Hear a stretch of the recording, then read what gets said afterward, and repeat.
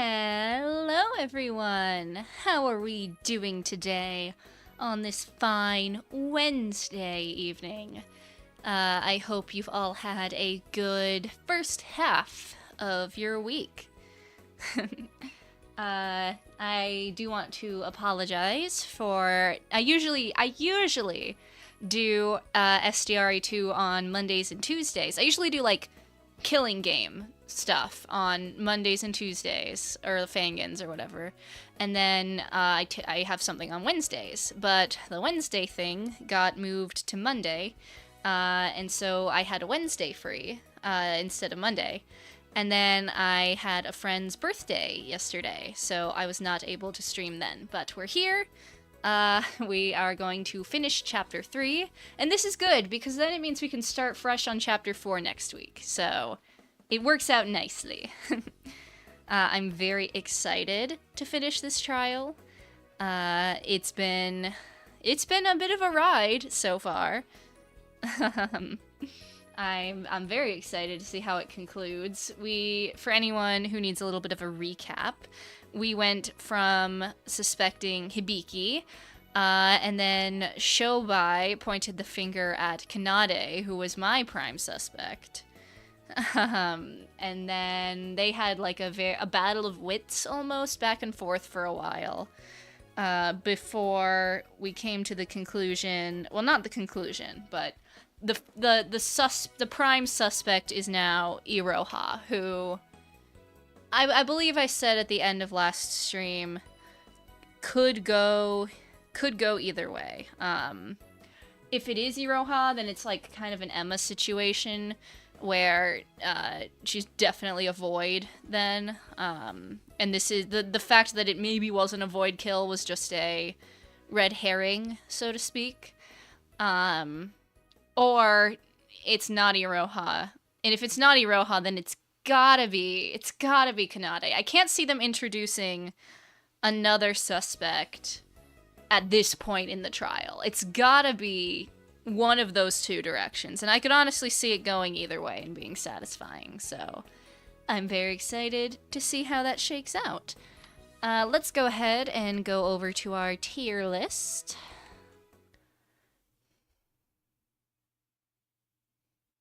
For those who need a reminder, this is where we're at. Yeah, I still feel pretty good about this for now. I don't have... Yeah, I feel pretty good about this. It makes me a little sad to have Yuki as low as he is, but he just, like, hasn't done anything yet. I'm sure he will in the endgame, since he's, you know, like, a recurring character, and he's got the whole thing with Teruya going on, and his whole, Utsuro past and all that stuff. So, I'm sure he will be more relevant by the end, but I can't really justify putting him any higher based on what he's done so far, which is fine. That's not like a complaint. It's just, you know, where he sits right now. But yeah, I got all my girlies, my best girls in A tier. Yeah, I feel pretty good about this. Painfully neutral on everybody in C tier right now. Like, C tier is either characters that there's aspects of them that I really like and aspects of them that I really don't like, so it ends up evening them out and putting them in C tier, or characters in C tier are usually characters I just have no strong feelings about, and that's how I feel about kind of everybody in C tier right now, but we shall see. Everyone in B or above, I have at least some positive leaning towards overall, but we shall see. Anyway, I think that's enough preamble. We can go ahead and hop on in to the game.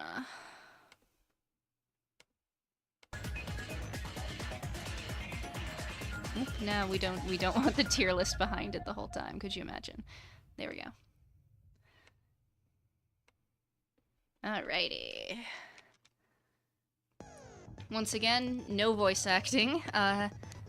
As talented as the dub team is, they have not released the Chapter 3 yet, so you get to listen to me do it! Isn't that exciting? let me skim through the bullets real quick since it's been like a week or so. I'm not gonna read them all, but you know. Fuse box, fireplace, plastic bag, pins, records, unused antibiotics. I don't know if we ever figured out what that was. There's not that many bullets. I kind of thought there'd be more given how number crunchy this trial is, but I guess the gate records was such a long piece of evidence to dissect that that's why there wasn't the need for quite as many bullets as I might have been expecting given the complexity of this case. So, hold on, I left my water across the room.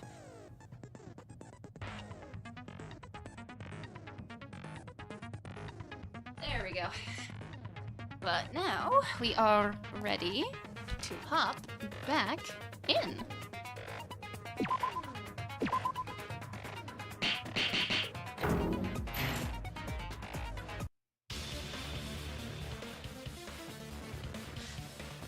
Oh, hello. Come on, thank you.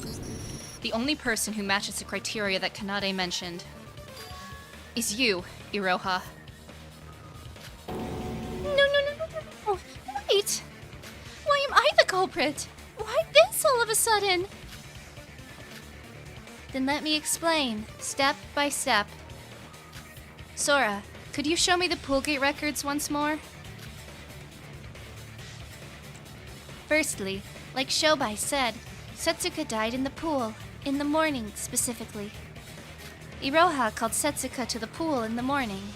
So Setsuka enters at 8:44, and Iroha enters at 8:45. Wait! I never entered the pool! Like, ever! Shut up, you murderer! You used my sister to murder Setsuka, and then blamed the whole murder on me? Now you're going to pay. But I never... So, then what? Then she killed Setsuka on the spot and left the pool at 9:22 to set up the signpost, and she goes off to gather the tools needed to cut the body. So that wasn't Hibiki entering, but Iroha leaving? Yeah, Setsuka's handbook. Then Setsuka's ID, DJ6SX7, would show an out output. Then she returns to the pool at 9:54. This time, she has to use her own handbook. Oh, so nobody was in the pool since 9:54. Hold on, Mikado. Oh, right. She's going with the same logic as Shobai, but I see that this approach also makes sense. She finishes preparing the body for 12:54, and after eliminating any traces left, she leaves the pool using Setsuka's handbook. By doing this, Iroha will leave the pool, but an in-output will be saved according to the records. Wait, let me get this straight.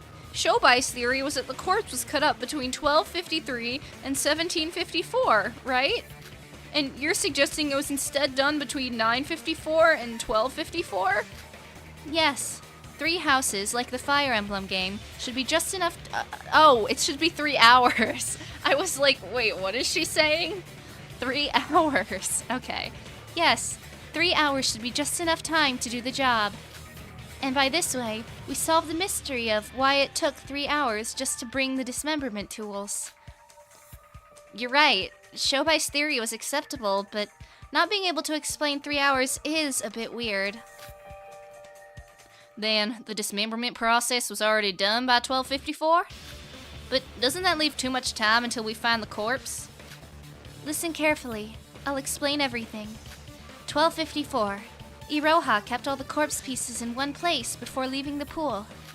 Later, at 17:24, she uses her handbook to in herself to bring the corpse pieces out. And 1 minute later, 17:25, she uses Setsuka's handbook to leave the pool. We can now perfectly explain the gate records of the pool by this logic.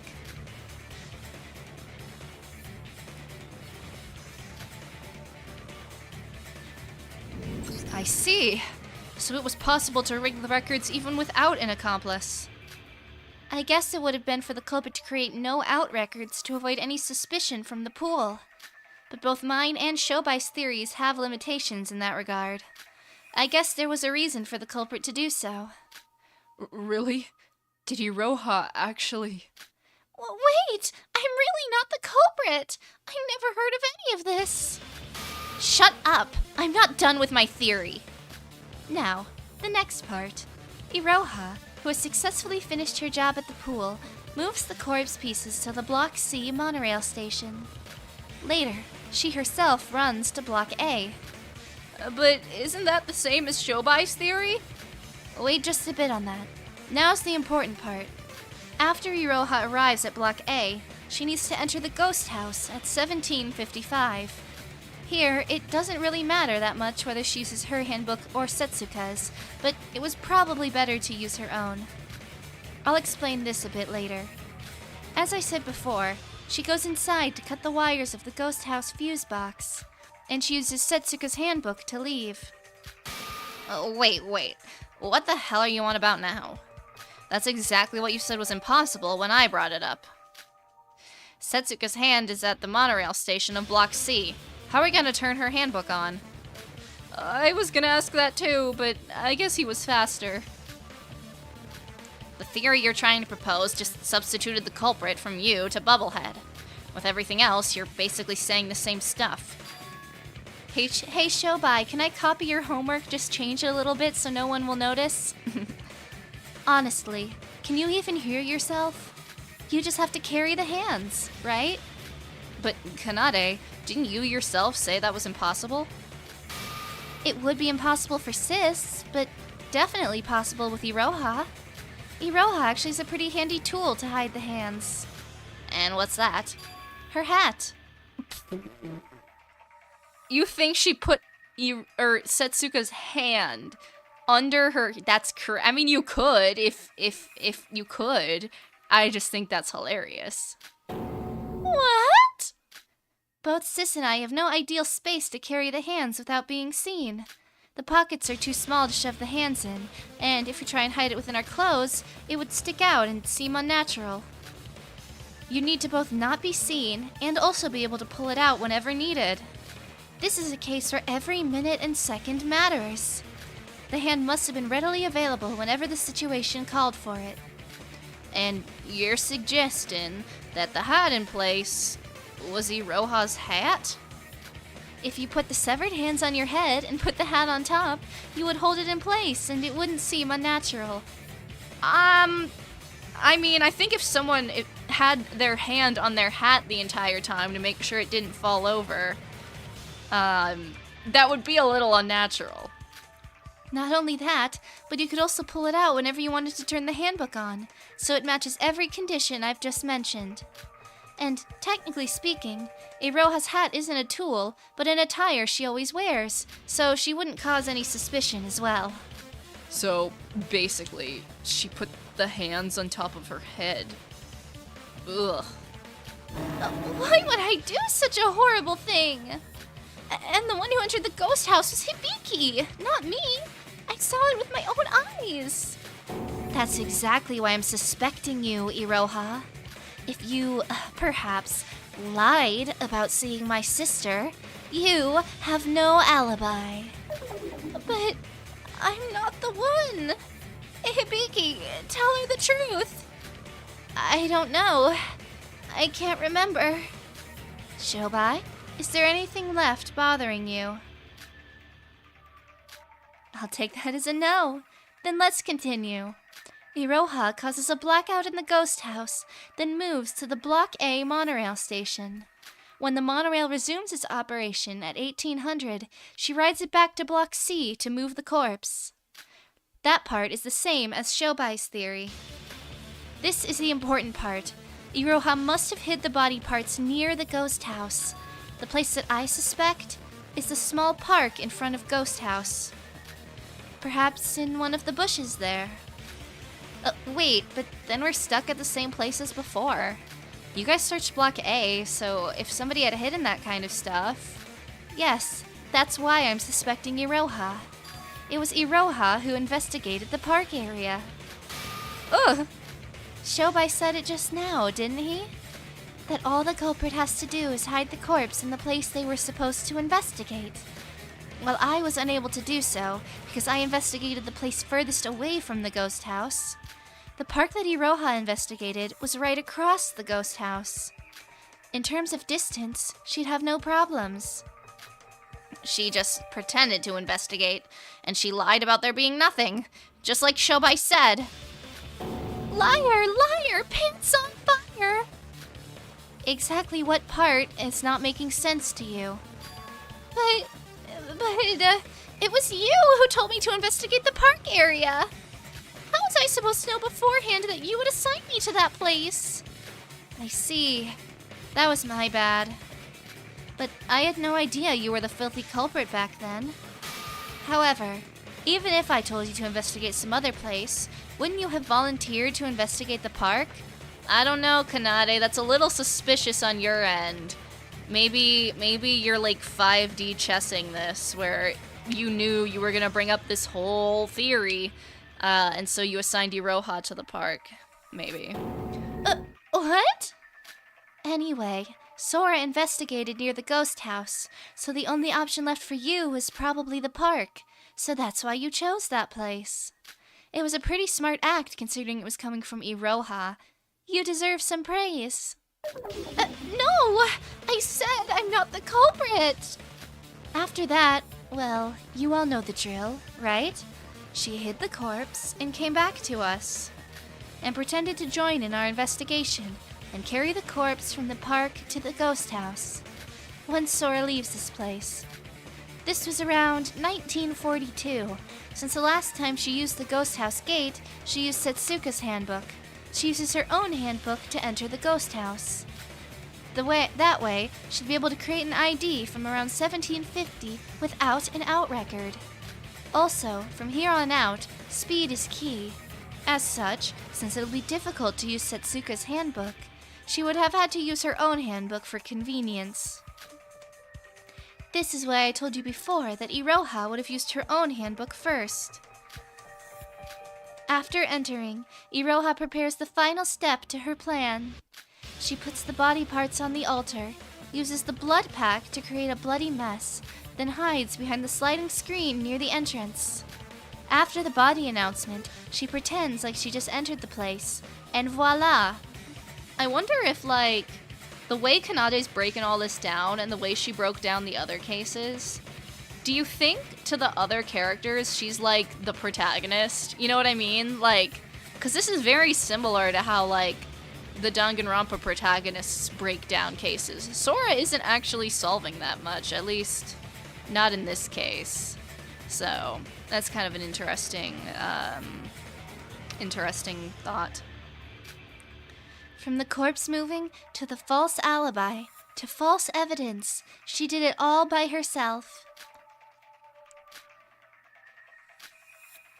Iroha. No. I told you, I'm not the culprit. Yeah, if seeing Hibiki enter the ghost house was a lie. The hairpin! How can you explain the hairpin from the ghost house? You obviously just stole them beforehand.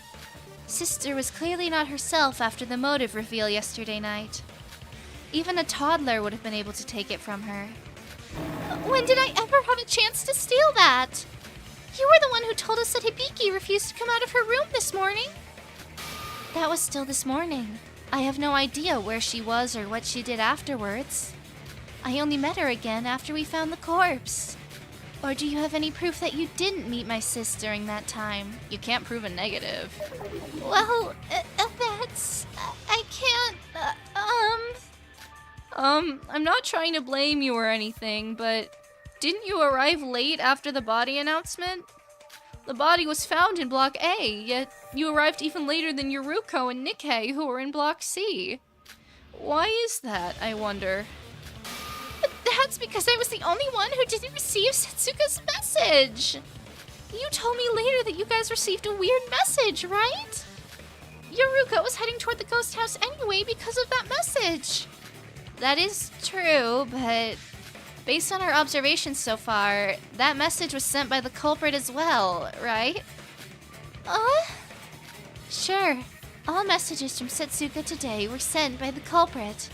That is all the more reason the culprit needed to carry Setsuka's hand at all times. As I said before, the only person capable of easily transporting Setsuka's hands is Iroha. Well, this is... So, Iroha really did. Shobai, I'd like to know your thoughts on this. Her theory itself has no contradictions. But the fact the Bubblehead girl thought of a trick this high-leveled... Okay, that's not a very good defense, Shobai. Like, I get that it seems weird, but if she's a void, she's been acting a lot more than just acting stupid, you know? That itself could be considered a contradiction. He's right. How could someone as stupid as me think of a murder this complicated? You're saying that about yourself? Well, she could have been acting all this time. A wolf in sheep's clothing, if you will. 'Cause a wolf in sheep's clothing is more than a warning. That's not true. I'm innocent. Please believe me. If you claim you're not the culprit, then where's your rebuttal? This is literally the same situation that we put my sis in. Tell me, what is the difference between you going on about your innocence without any logic to back it up, and sis bawling her eyes out? Illogical! Nonsense! You're asking to be executed. It seems like Iroha's backed into a corner. Is she really the culprit? Kanade and Shobai did most of the reasoning, and there doesn't seem like there's any contradictions. Then, I guess they're right. Nah, we just passed halfway. Ain't no way. Silence from both the attacking team and the defenders. Have you come to a conclusion? Well, there's no way. They wouldn't have the intermission and then, like, 20 minutes later, the end. That doesn't make sense. I'm sure you're all aware, since this is the third-class trial, but you cannot take back your decision. Now then, everyone, vote for the culprit with the switch in front of you. Someone's got to speak up. Will that answer be the truth, or not? Pooh. Now vote! Objection! What? Interrupting the voting again. What is it, Mikado? Something was bothering me all this time, and I finally know what it is. Okay, let him cook. I'm not trying to side with Iroha, but I saw something back then. Is he finally gonna participate in a class trial? Saw what? According to Kanade's theory, Iroha should dismember the corpse between 9:54 and 12:54, correct? But I saw Iroha goofing around, painting pictures near the harbor around 11. What? Oh, yeah. I was drawing pictures at the port at that time. Oh, wait, why weren't you investigating? Well, I thought it would raise my spirits. This isn't the important part. If Iroha was at the port around that time, girl, why didn't you say that? Why didn't you bring that up? Then that means Kanade's theory is completely wrong. Mikado, I take back every bad thing I've said about you. Thank you for helping me.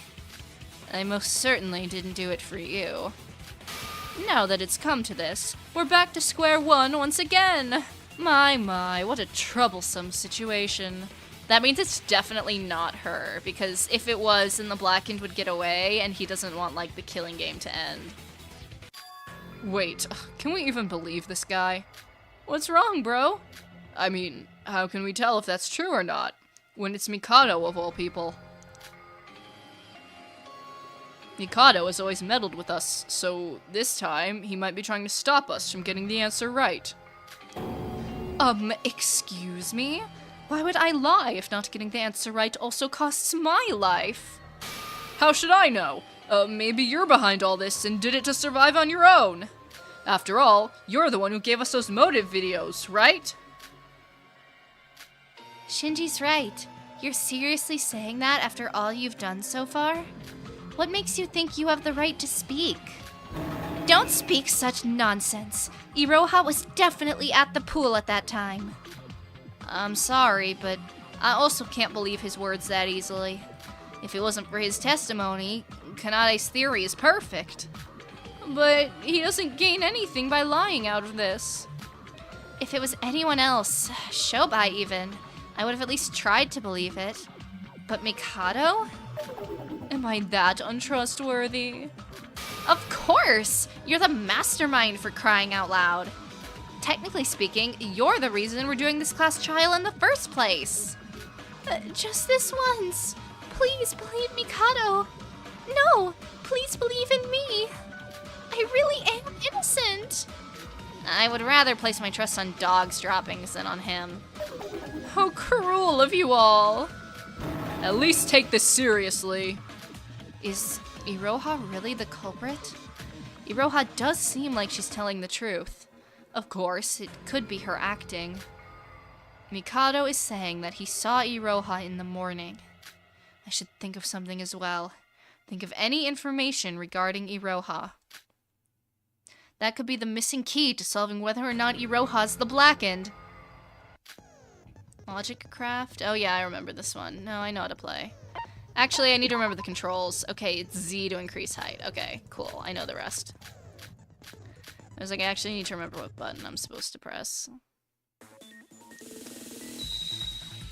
Alright, let's Flappy Bird.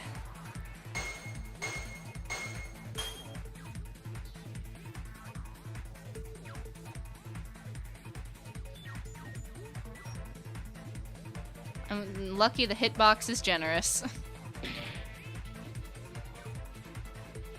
And we get iframes. Oh, fuck. Shit. Wait, is this gonna get harder? Cause like... Wait, it makes me start over? Making me start over is evil. Uh-oh. Okay, we might start having some issues. Shit. Fuck.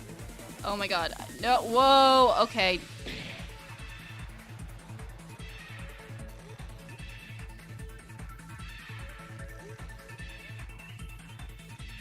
I gotta lock in, I actually have to really focus.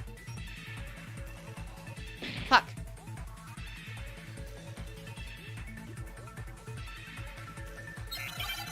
Before the parade, when was the last time we met Iroha? It was before the parade, right? Right? No. Fuck, wait. I don't remember. Wait, oh, I was supposed to use the arrow keys. Oh, it's so over. Ah! I was using the wrong button. I also didn't know the answer. I played the chapter like a week ago, okay? I'm sorry I didn't remember everything. Fuck, oh my god, I'm throwing! Oh no, oh, we're gonna have issues. Whoa, hey, that was not fair.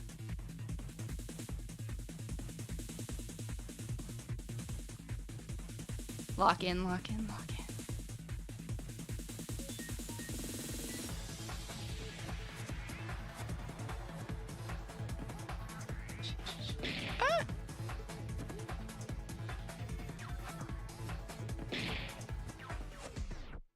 Ah, okay, we still made it.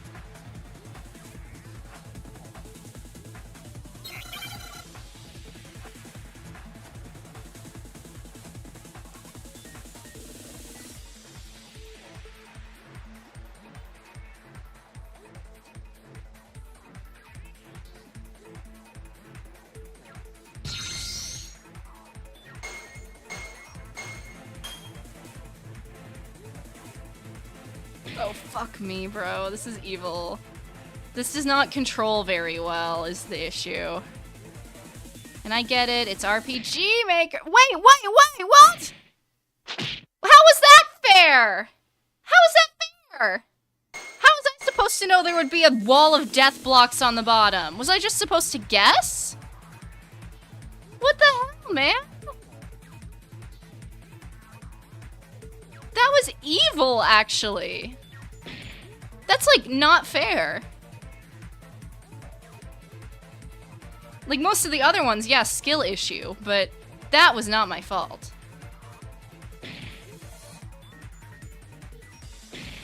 I'm so bad at this. Okay.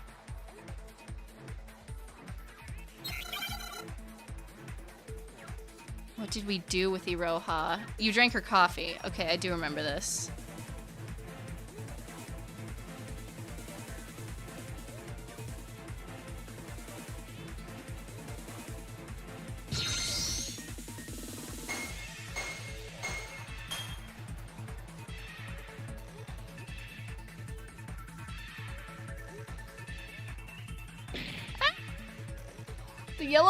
The yellow ones are fucked! Okay. Shit. Ah, no! Please don't make me start from the beginning. No! I'm gonna... Are you kidding me? I'm gonna have to start back at stage 1? Fuck me! Okay. It's fine, I don't even care. This is gonna get... If this, like, curves difficulty-wise, we're cooked, like... Because this is not easy, and I'm only on chapter 3.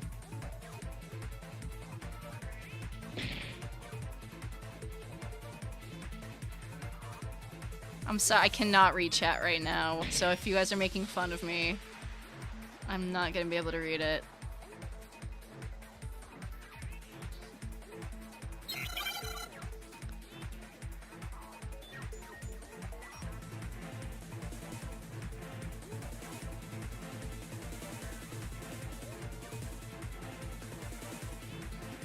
Alright, stage 1. We still have all our stars.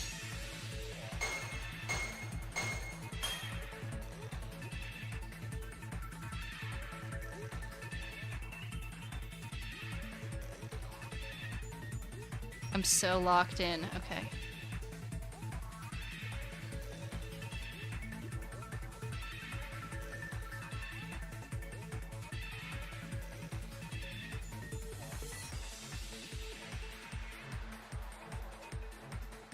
Ah, fuck.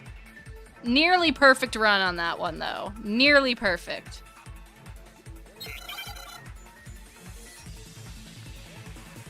Okay, I think we've got it.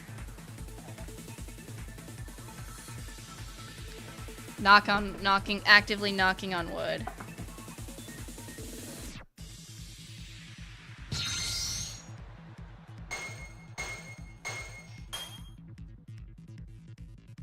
Oh, okay. Come on. Focus. Oh, wait, that's like low-key the strat.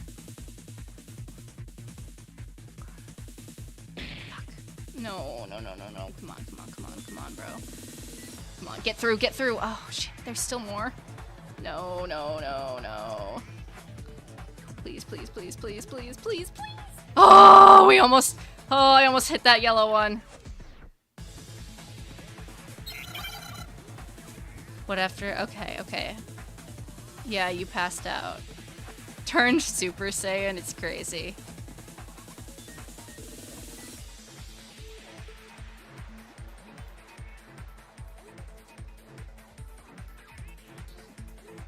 Alright, we made it. Woo! Okay.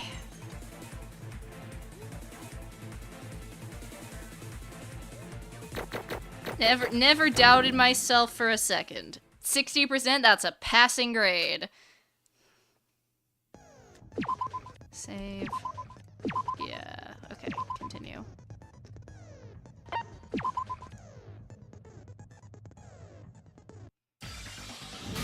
Oh, wait, everyone. What's wrong, Sora? This just came to me, and it doesn't have anything to do with Mikado. But Iroha may not be the culprit. Sora, thank you. What? What's up with you? Actually, something very suspicious happened this morning. After breakfast, I was going to start my investigation when a sudden wave of irresistible sleep came over me. I told you about the reason I was late for the parade, remember? Oh, I do. You suddenly felt sleepy, and when you woke up, it was evening, right? But it's not like you were awake all night, right? And you slept through all afternoon, even when you drank coffee for breakfast. That's exactly it. I saw Iroha wasn't drinking her coffee during breakfast. I thought it was a waste, and naturally, being a fan of coffee, I drank her coffee instead. I was okay up until then, but after that, I felt incredibly sleepy, as if I was drugged. It was an unnatural wave of sleep. You did? So, what are you trying to say? Someone drugged the coffee with sleeping pills? Exactly. What? Now listen carefully. The coffee that I drank was meant for Iroha, right? What would have happened if Iroha instead drank the coffee? Well, Iroha would have slept till evening. Then that would mean Iroha wouldn't have any alibi from morning till evening, right? Huh? Wait, so someone tried to use sleeping drugs to prevent Iroha from having an alibi? Sorry for interrupting this, but was there anything like sleeping drugs on this island? There are some at the pharmacy section at the mart. I always check all the items there, but I didn't notice a difference in number. Do you open the packages and check inside? Well, I can't. It would take forever if I did that every day. For a cup of coffee, 1 pill should be enough. They probably didn't need to take the whole package. Anyway, let me get this straight. You drank a cup of coffee that was drugged with sleeping pills. But why would someone prevent Iroha from having an alibi? What would they gain from that? Nick, hey, come on. You're supposed to be, at least kind of smart. Wait, I know. There is someone who would benefit from all of this. Someone who's trying to frame Iroha by preventing any alibis. Right. If Iroha's the culprit, it doesn't make sense that the coffee she was trying to drink was drugged. Iroha's not the culprit. The culprit was the person who was trying to make Iroha drink that coffee. Wait, if Sora drank the coffee that was originally intended for Iroha, then Iroha being outside during the morning was something unexpected even for the culprit, right? That's right.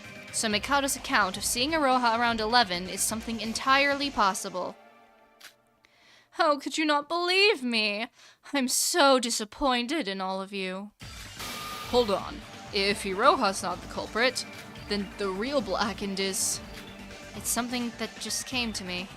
But if we use this info and reverse the thought process, we can easily track down the culprit. The culprit's identity. The culprit is someone who drugged Iroha's coffee. The culprit is someone who's trying to frame Iroha by erasing her alibi. Someone who was trying to frame her just now. Wow, it's the person I suspected from the very beginning. I love being right. All right, I was way off on chapter 2, but we've brought it back for chapter 3. I'm at a 66% right now. Oh, that's a majority. The culprit was someone who was pressing on Iroha just until now. Kanade Otonokoji, it's you! Wait, hold on. I thought little sis explained to us how she couldn't be the culprit. I'm grateful that you've proved my innocence, but Kanade being the culprit? But that being said, Kanade did act weird during breakfast. Usually, she would have chased after her sis right away when Hibiki left. But didn't she hesitate a bit? Sis? I'm going to take a rest in my room. Wait, sis, where are you going? You haven't even finished your breakfast. Hibiki's condition seems to be getting worse. Come to think of it, she broke down most out of everyone yesterday. She became very dependent. Yeah, okay, we saw all this. This flashback did not need to be this long. You don't have to mind us. She's your family, right? You should be there for her. Go on. All right, then.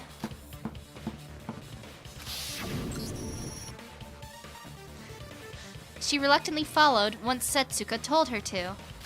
I assume That was to make sure Iroha drank her coffee or not.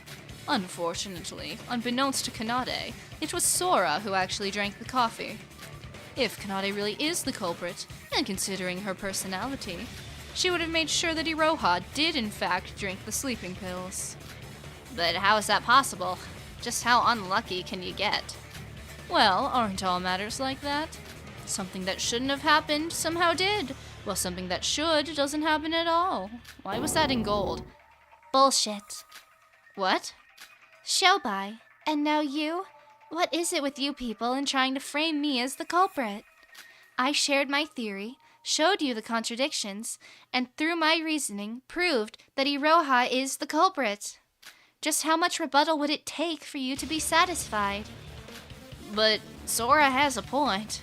If Iroha had fallen asleep with that drug, she would have been confirmed as the culprit without a doubt. Really? Do we have to take the long way? Alright, fine.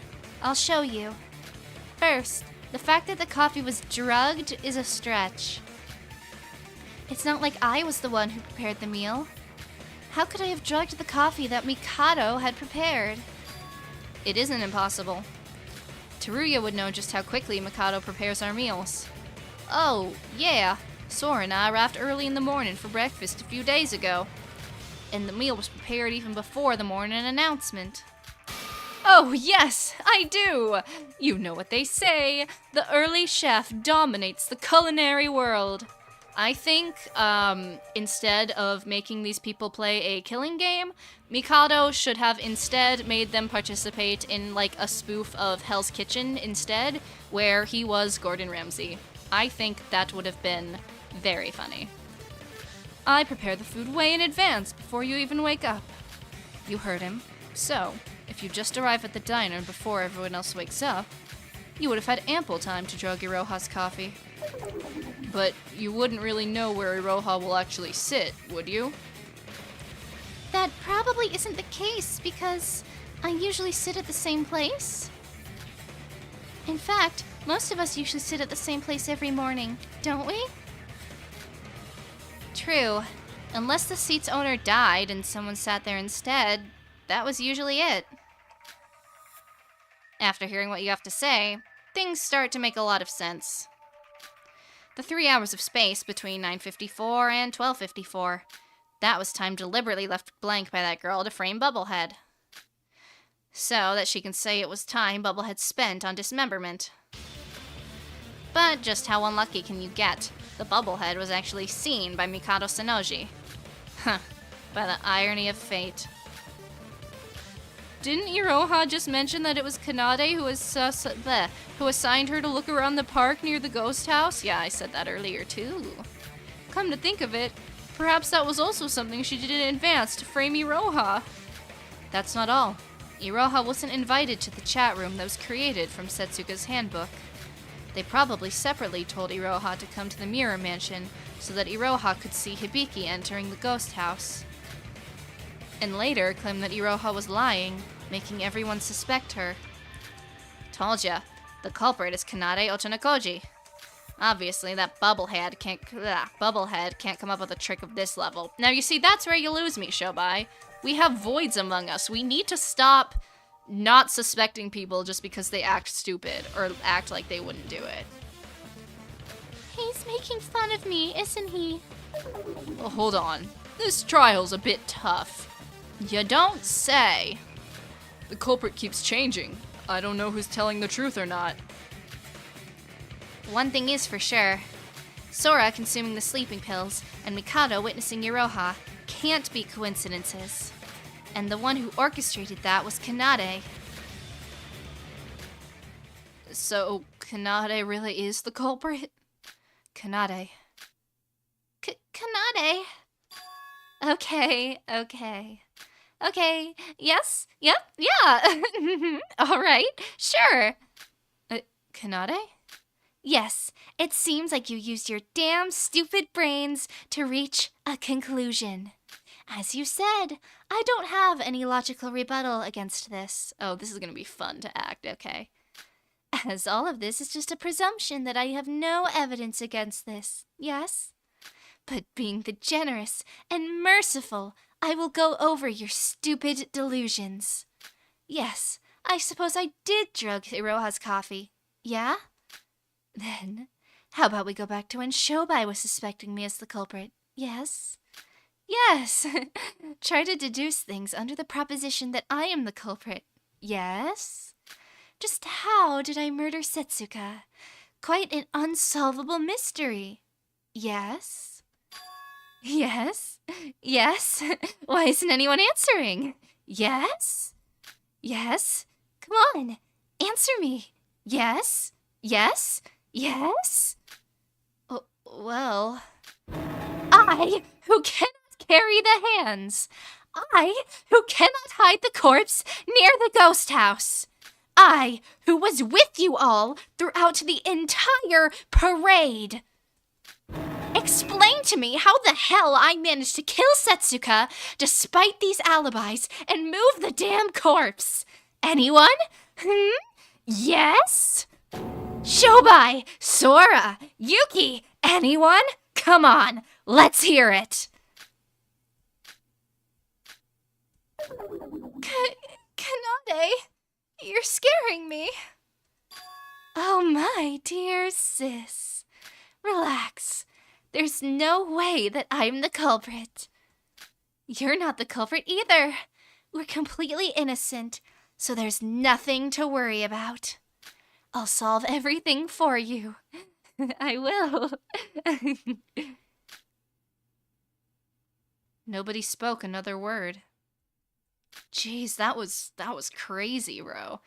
Was it because we were intimidated by the sheer insanity of Kanade? Partly that, but Kanade wasn't just raging upon us without any logic. It was completely different from the breakdowns of all the other culprits. There were simply too many contradictions to point her as the culprit. Even when she really was the culprit, her defense against that truth was too hard for us to break. My. Cat got your tongue? Everyone, try to focus. Maybe we've all missed some sort of clue. I don't want to die just as much as you guys. So let's start this over again. Now, let's put our heads together on this. It's impossible. There are too many contradictions if we assume Kanade's the culprit. Maybe Kanade really isn't the culprit. And of course, me too. Wait, what about the deal with the sleeping pills? If Kanade wasn't the one who drugged the coffee, then who was it? I honestly think it's possible Sora could have lied about this. We only have Sora's word to back it up, right? But if Sora was lying, then there goes my account's credibility again. As if you had any credibility to begin with. But that isn't the only thing that makes Kanade suspicious. Not to mention, Kanade didn't outright deny the fact about the sleeping pills. I have no idea what's going on. And who's right or wrong. Okay, raise your hand if you're Shinji, it's okay. We've all been there at some point. Shobai, any ideas? I thought you saw me as shit. Now you're running back to me because you're out of ideas? Well, the main problem is how the culprit was able to move the corpse to the ghost house. If we think about the whole timeline, the concept of hiding the corpse in Block A is entirely impossible. Still, they must have used the monorails, but we've missed something here. Something. Oh, I got it! I know the culprit! Oh, God above, help us. It's Mikado! Mikado used magic to teleport the corpse inside the ghost house! There's literally a rule, girl. He keeps talking about the school rules preventing him from using magic, but who knows if that rule is actually fake? Iroha, may I kindly ask, what the actual fuck? Great line, great line. Or maybe, there was a secret passage that they used to transport the corpse. Iroha, maybe it's best that you stay quiet. Don't lose your focus. Iroha, that's not a theory. That's just your delusions. But I can understand where she's coming from. There really is no logical way that this could have happened. Teleported inside. Secret passageway. The ghost house was shaped like... Shobai? I got it! There is a way. There is a way that Kanade Ochinokoji can move the corpse. Really? What is it? The problem is solved if you can move the corpse inside the ghost house without using the gates. And there is one passageway in the ghost house that matches this condition. And where's that? A passageway in the ghost house that connects to the outside other than the gates? Yes, perhaps. There is that one thing inside the ghost house. If we could pinpoint that. Is it the fireplace? Let's see. A passageway. It's gotta be the fireplace, I guess. Right? Let's see. Yeah. The chimney. What? Shobai, are you perhaps referring to the chimney? There was a fireplace at the ghost house. If there's a fireplace, that means there's a chimney that connects it to the outside. Bingo. If you throw the corpse through the chimney, the corpse would get thrown down to the fireplace. If the fire was put out, it wouldn't stand out, and it'd be near the altar as well. The chimney? You're kidding me, right? What an astounding turn of events! By throwing the corpse in through the chimney during the parade, you don't have to hide them beforehand. You can enter empty-handed at 1942 after the white-hair girl leaves the ghost house. So I was right about I did say that earlier, I believe, that's where the corpse was. The corpse is already inside the fireplace, so you just have to move it to the altar and flood the place with the blood packs. Just in case, did you search the fireplace when you were investigating the ghost house? No, I didn't think that Setsuko was dead at the time. So I investigated places that a living human being would naturally be. Not to mention, it was especially dark near the fireplace. Alright, so no contradictions there. How's this, twins? A new challenge for you. Let's see you sing and dance around this one.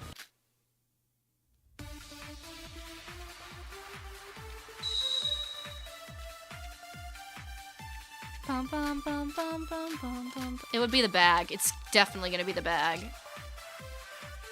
Because that was in the fireplace. The culprit threw the corpse through the chimney. But, oops, shit. Is that actually possible? Nope, it's absolute nonsense. There weren't any clues left in the fireplace. No, that's wrong.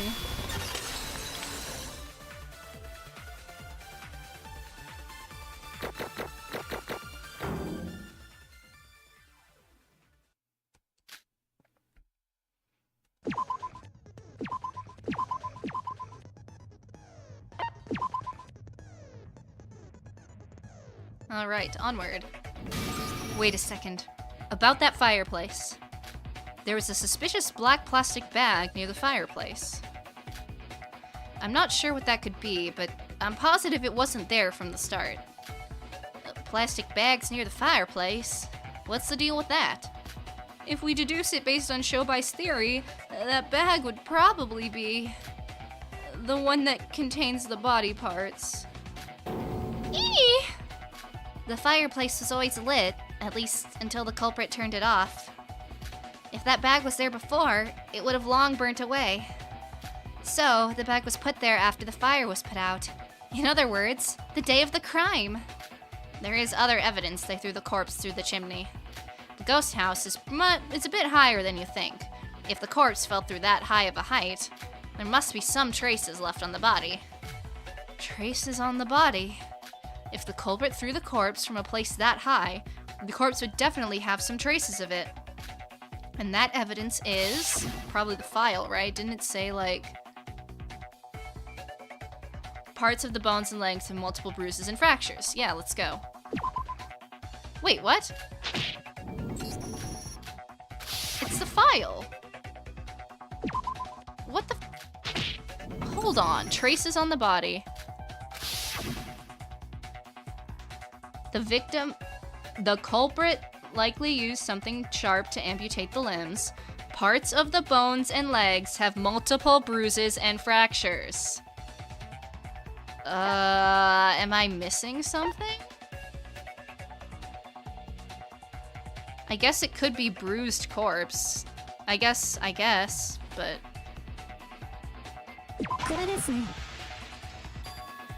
You're talking about the bruises on the corpse, right, Shobai? Okay, but like... I think monochrophile should have also been an acceptable answer. You bet. Bruises? When Setsuko's body was cut into pieces, each piece had some trace of bruises. It even said so in the monochrophile. Oh, really? Did it now? Did it say that? Oh, golly. It's almost like that would have also been a completely acceptable answer. If the body fell straight through the roof, like Shobai said, it would be natural that there would be a few broken bones here and there. Conversely, there would be no explanation for those bruises if it didn't fall through the chimney. The murder weapon was something sharp, so it's highly unlikely that those bruises would have occurred otherwise. What nonsense are you on about? The chimney? You guys said it yourself. The ghost house is pretty tall. Considering the inclination of the building, it would be impossible to even climb up the damn thing. So how would someone manage that? I honestly have to agree. After all, the ghost house is the tallest building out of everything in Block A. There's no other place taller than the ghost house. Then how would you manage to throw something onto the top of it? There is one place you can reach higher than the ghost house. What? Someplace aforementioned in my theory. The monorail. The monorails go right past the ghost house roof. They do? I kind of didn't get the sense that it was on, like, an elevation. But... Are you seriously suggesting they threw the corpse while riding on the monorail? No, I'm not suggesting it. It's the only possible way. I'm sorry, but this isn't a fantasy world. Or would you like me to get you reincarnated in another world? Yeah, about that, I have someone otherworldly right next to me. I'm not a fantasy creature. Treating me in such a way is a cruel, insensitive act that ignores everything I've done so far. Not to be that guy here, but I think it's impossible too. The monorail is pretty slow, granted, but it's still a moving device. If they miss the shot, it'd all go to waste. Oh, but Kanade's a really good shot! Huh, cause we saw her playing darts. Oh no! Would they risk that kind of shot on a moving platform? Throwing the corpse at a chimney when the monorail goes past it. Is this truly possible for a human being? And a high schooler of all people? If there is any proof that this was possible for Kanade, then Shobai's theory would basically be confirmed. Let's trace our memories back. Let's recall any memory related to Kanade's physical abilities. Flashback anagram is about to begin. All right, we just gotta memorize. I used a mnemonic, I think, last time, so.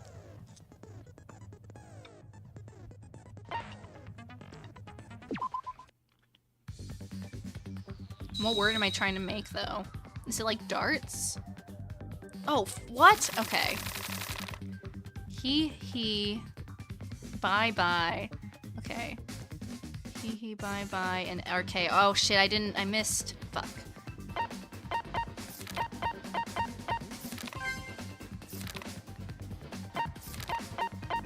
I wasn't able to find RK.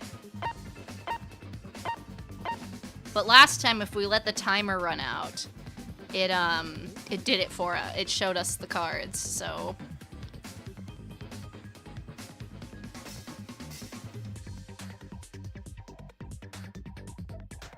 We'll spend the next 30 seconds in completely awkward silence.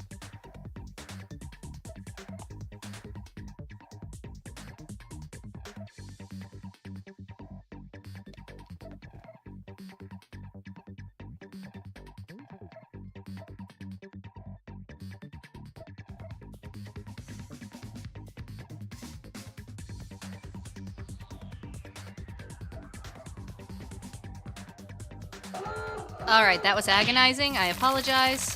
Okay, where's RK? Okay. Middle and up right above it. Okay. There we go. Wait, what? Wait. Huh? Am I stupid? Am I dumb? Like, actually, what? RK. Is it because it was capital? Does capital letters matter? Surely not.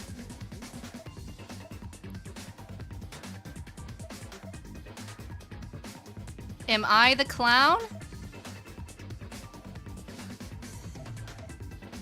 I don't know what's going on.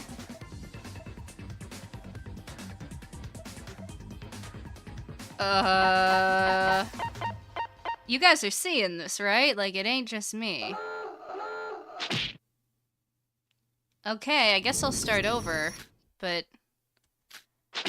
I don't know, y'all.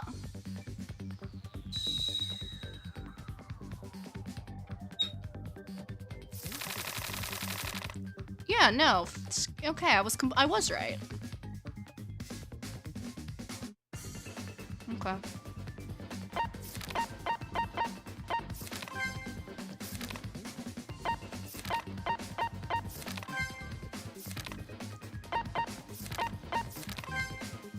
Okay, so now you let it work. I think this game just hates me specifically. We got there. I demand some of my points back. But alright, it's been a little over an hour and a half. I was assuming this stream was gonna go for about 3 hours, so... Oh no, I started... Never mind, it's only been an hour. We'll take the break anyway. I think this is a decent point. Yeah, okay, good to see everyone is just as confused as me. Whatever, I guess. Anyway, we'll take our break here. I need to run to the bathroom anyway, so, grab a drink, get a snack, do whatever y'all need to do, and I will see you all in just a few minutes.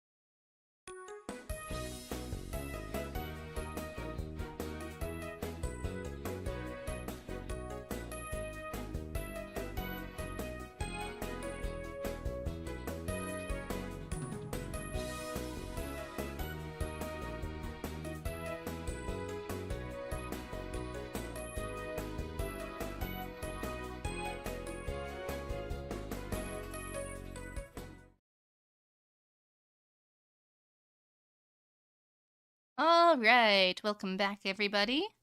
I'm looking at the messages. Very interesting conversations going on here. Apparently we've got about an hour and a half left of the trial, which is about what I expected. And we'll have, obviously, a good amount of time after that, because post-trial and execution and all that jazz. So, I don't think we should waste any more time, and continue.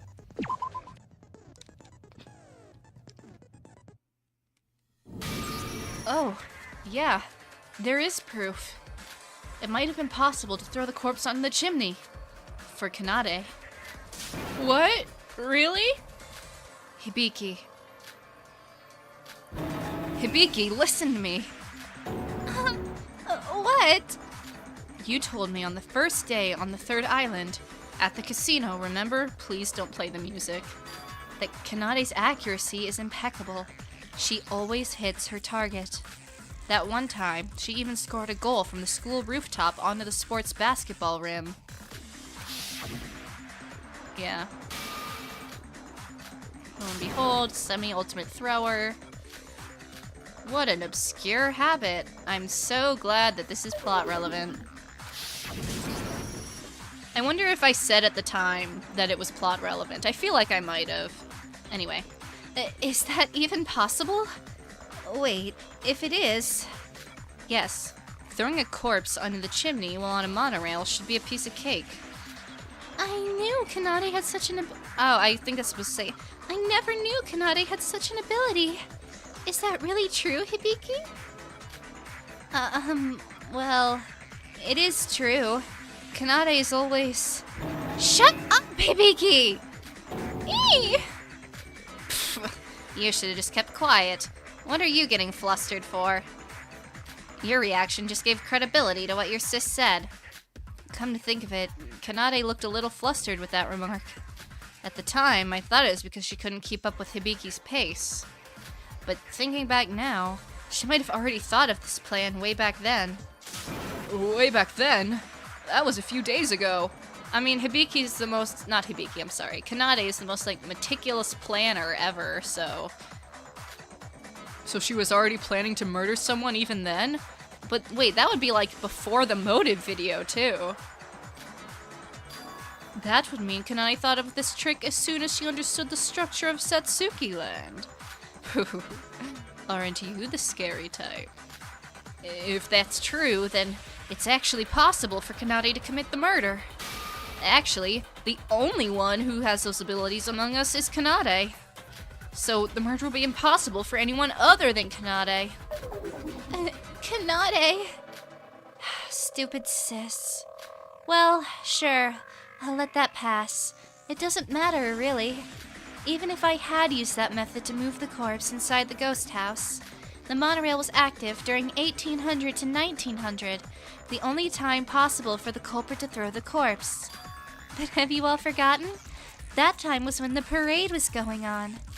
Oh, that's right. Come to think of it, Kanade watched the parade with us. So it wouldn't make sense for her to also be on the monorail throwing corpses at the time. We ourselves are the witnesses. Wait, that means we're stuck again? Did Shobai make another mistake? Wait, but Little Miss Sis didn't deny the chimney theory. To be honest, the reaction she just showed wasn't something from a totally innocent person. I'm not the culprit. I just didn't feel the need to object to every single detail. I have an alibi, after all. It seems like we've hit yet another roadblock. Huh. If you're gonna act like that, two can play at that game. Everything would make sense if she's able to ride the monorail at that time, right? I told you, I was watching the parade. The others are all witnesses. But was that really you? Uh-oh. Okay, so I was cooking when, at the beginning of the trial, I said Kanade disguised herself as Hibiki. It was the other way around. Oh, Shobai, you're so clever. That's good, that's good. What do you mean? Stupid shits. You got fooled once last time. This is literally the same trick, dickheads. Last time? You mean when Emma disguised herself as Kokoro? That's right, Bubblehead. Don't you all get it by now? Recall who I suspected as an accomplice with Kanade Otonokoji. It can't be. Hibiki disguised herself as Kanade? What? No, wait, it isn't entirely impossible. It actually makes sense. Hibiki and Kanade are identical twins. A bit of a disguise, and no one would be able to tell them apart. Hibiki doesn't have an alibi today, so if she was disguised as Kanade, then the person without an alibi all today was actually Kanade. We should double check, just in case. Has anyone seen Hibiki, even once after morning? Nobody? I hope that you're not just ignoring me this time. The case had already started this morning. Of course, no one had seen them. They basically switched their alibis through disguise. The first time we saw Kanade after breakfast was during the parade. So, the Kanade we met there was probably Hibiki. The real Kanade was riding the monorails, moving the corpse. Admit it, Kanade Otonokoji.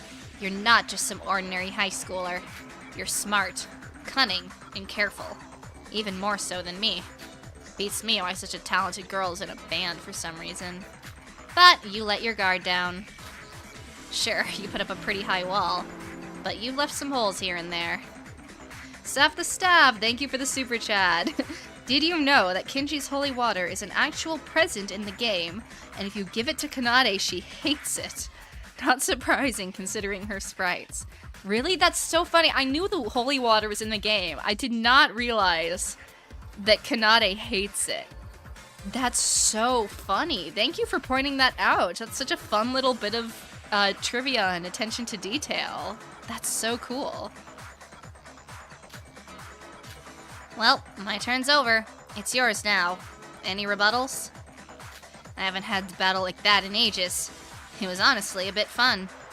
Though it hurts my pride that I had to get some help from the likes of you all along the way. So, you're admitting that? I thought you would try and take all the credit. I told you, I'm a calculative guy. We all die a happy death if I make a mistake while I stubbornly press on with my theory. It's much more efficient to give up your pride and put your brains together in this case. To think you'd be on the same wavelength as us. Honestly, based.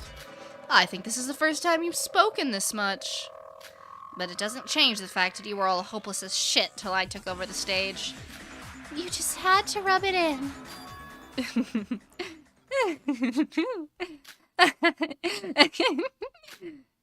Kanade?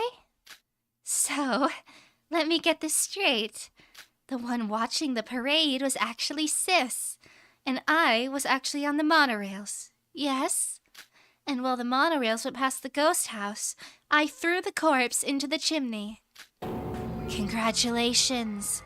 You've gotten everything wrong.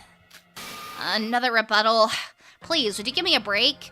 You're definitely the culprit here. If you lack the brains to think, then don't talk at all. People like you are the reason the term trash journalism exists. What did you just... Finally, someone who knows how to put up a real fight. Come at me.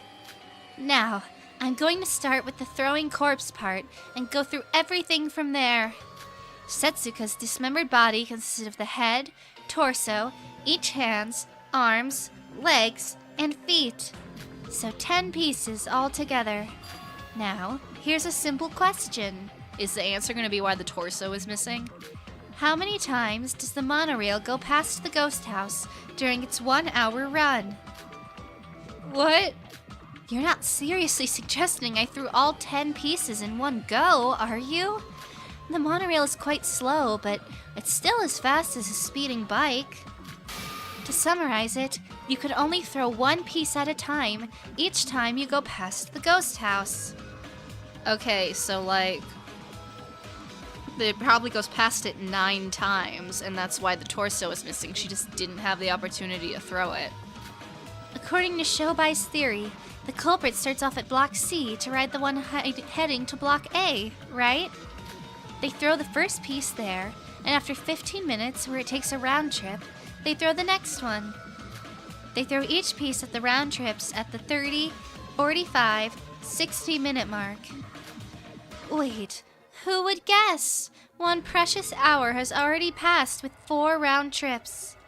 And the monorail isn't active for the next hour. What are we to do with the remaining 6 pieces? How are we to explain this? Well... She definitely makes a point. The idea of throwing a corpse into the chimney was remarkable, but the number of throws needed is far too much. I don't know. I feel like you could throw at least 2. We have a much bigger problem at hand, really. Throwing the corpse inside the chimney is actually impossible for a different reason. Sure, the legs, arms, hands, and feet are small enough to fit inside the passageway. And the head, well, she did have a relatively small head, so let's let that pass. So that's why there was no torso, though. But what about the torso? Girl, there was no torso! What do you mean? Do you really think her torso will be able to fit inside that small of a chimney? Is it not possible? Her torso is missing an abdomen, right? Then wouldn't it have fit without it? You can break the joints to fit any other piece of the body, but you can't do so with the torso. Not to mention her chest area was particularly larger than anyone else. That part would surely get stuck halfway through. Huh, so you're gonna play that card, eh? Then you could just move the torso separately. You know, through the gates, as normal. But how? The reason we're talking about this damn chimney theory is because passing through the gates is practically impossible, remember? If you want to prove this theory, you need to be able to move each and every body part through the chimney. With whatever reasoning we throw at Kanade, she vigorously defends back. I mean, that's what I like most about this trial so far. I do have some, like, kind of hang-ups with it's a little convoluted, and it's a lot of number crunching, which isn't, like, the most fun. But by far, the character interactions in this trial are fantastic. Like, the way Kanade refutes everybody, like, most culprits would just be like, "You're stupid! Where's the evidence?" Not to call anybody out. But Kanade is presenting actual, like, contradictions and arguments, and good ones at that. So, this is, I like that a lot. It makes her a very good, I think, like, culprit, a very formidable culprit to take down. If we can't penetrate through this defense, we won't be able to accuse her as the culprit. As Shobai admitted, he can't win against Kanade alone. Let's think through this together.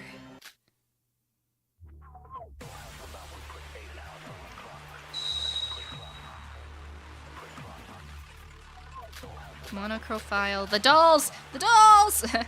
Pins by the flower bed. I don't know, I gotta see what they're gonna say. The torso does not fit in the chimney. In other words, you would need to move the torso a different way. Of course, such a way doesn't exist. You could have just taken the torso separately. When Kanade is busy throwing corpses, Hibiki moves to the ghost house with the torso. Impossible. I was watching the parade then. Even if that was Sis's disguise, at least one of us needs to watch the parade. But by that logic, who was the person that watched the parade? What if you separately took the torso and hid it somewhere in Block A? Impossible. You can only throw 4 pieces in total. There are 6 pieces, excluding the torso, so there's too much risk. Then we're out of options. Wrong voice, sorry, Nikkei. If we exclude the chimney theory, there are no other ways to move the torso. And even that chimney option is made impossible by the monorail schedule. In conclusion, I am not the culprit. Alright. Let's see. Is this really a contradiction? It's gotta be the dolls! If I was right about the dolls from the beginning, I'm gonna pop off. Because I called that shit as soon as I saw it. Like, as soon as we went in that warehouse. I gotta try the dolls. Oh, fuck. Wait, where'd they go? Did I break it? Oh, okay.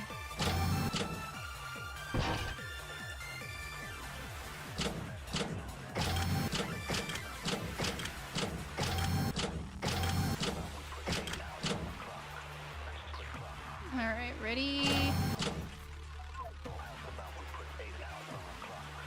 Aim. Fire! Oh my god, I was right! I was right! I was right! I love being right! Give me that 100 points! Oh, give me all of my flowers!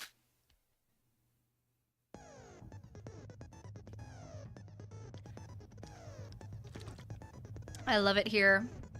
Alright. Save. Continue.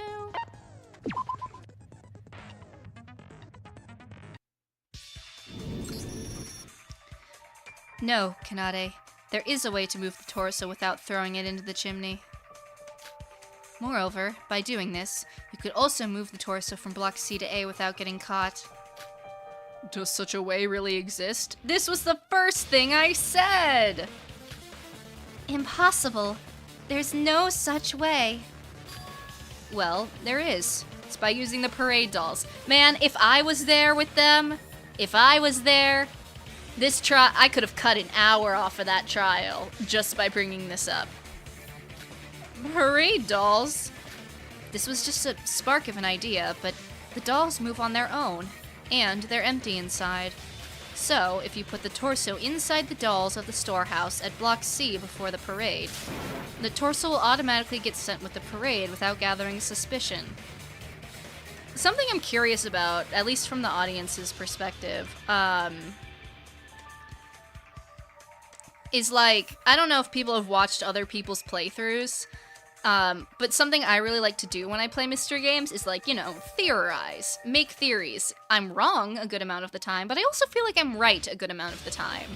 So, I guess, like, is that a common thing that people do when they play these games? At least that you guys have watched? And if so, on, like, a scale of 1 to 10, how do I rank in terms of, like, how correct I am most of the time compared to other people? Just a general audience survey that I'm curious about. But anyway, we will continue. The torso will automatically get sent with the parade without gathering suspicion. Huh. I'm impressed, Whitey. That was what I was gonna say. In addition to what she said, the torso would inevitably arrive at Block A storehouse after the parade. Which was exactly the place Kanade Otonakoji was supposed to investigate during your search. Oh, so she had a way of retrieving it back. Then the torso was hiding inside the storehouse. And in the 6-minute gap between 1936, when Sora left, and 1942, she went inside the ghost house during this time to retrieve the torso. Yeah, in addition to that, Hibiki Otonakoji was probably hiding in the storehouse as well. When the white-haired gang started to search Block A, that girl headed straight to the storehouse and switched places with the real Kanade Otonakoji. After that, the littler shit confirms that Albino left the ghost house and signals us to her sis using the handbook. And the little shit, who was standing by with the torso in the storehouse, heads straight to the ghost house. Meanwhile, the littler shit returns to the white-hair gang. We previously thought that 6 minutes would be too short of a time to move the corpse between the storehouse and the ghost house. However, that was because we considered moving all the body pieces. If it was just the torso, it would have definitely been possible. Amazing, Sora. I love you, my wife. And so what? As previously mentioned, the monorail only passes through the ghost house 4 times in the span of an hour. We have 5 more body pieces to take care of, even excluding the torso. How are we to move this? Well, yeah, about your crap about the monorails. You mean 7 times, not 4, you lying little shit. What? How come? It takes 15 minutes for a round trip, and the monorail becomes inactive after 1 hour. There are 2 different kinds of monorails, 1 for each direction. 2 go past the ghost house. You need to take the track between Block A and C. Simply said, if you transfer between the 2 monorails to ride only the track between A and C, there's no need for a full round trip. What? Huh? Wait, how did the order and the direction of the monorails go again? Hold on a sec, I had it written down just in case. Oh, here it is. At every other hour, the monorail starts at A block and goes along the path of BAC. And 5 minutes later, another monorail takes its departure towards the other direction. Hold on, so if we draw out the timetable... Quit wasting time. Here, give me that. I'll draw it for you. Now you get what I mean? The focal point here is starting from 1800. The culprit was standing by with the corpse at the Block C station. When the train heading to Block A at 1810, she rides this to Block A. Here, she will go past the ghost house for the first time, and she throws one of the pieces here. 1 down. She arrives at Block A at 1815, and waits 5 minutes on the platform for the train heading the opposite direction. When the train eventually arrives, she rides it back to Block C. During that time, she passed the ghost house again. 2 down. Block C again, 1825, but this time, the train she'll transfer has already arrived. She transfers right away to head Block A. 3 down. If you repeat this process... Well, do I need to go any further? You all get it by now, right? He's right. Using this method, you can go past the ghost house a total of 7 times. And the last train arrives at Block A at exactly 1900. Perhaps Kanade even took this into account when she chose the crime scene. I see. I made a mistake. So it seems like you would be able to throw the 7 corpse pieces through the chimney. But what difference does it make? Even with the torso carried by the parade dolls, that leaves 2 remaining body pieces. Quite a mystery, yes? What happened to those 2 pieces? Yes? Just how did I move them? Yes? Answer me! Can't you fit those 2 pieces with the torso inside the parade dolls? Even if the storehouse is a bit far away, I'm sure 6 minutes is enough to manage 2 additional body pieces. I doubt it. Her torso is quite large and heavy, after all. What about the small parts of the body, like hands and feet? They seem pretty possible. Hands? Yes, that's it! The 2 remaining pieces should definitely be the hands. What do you mean? Think about it. Iroha saw Hibiki entering the ghost house between 1755 and 1757. That means she used Setsuka's handbook, which means she had Setsuka's hand needed to turn the handbook on. So the remaining 2 hands were carried by Miss Older Sis herself? Huh? Hold on. That's right before the parade.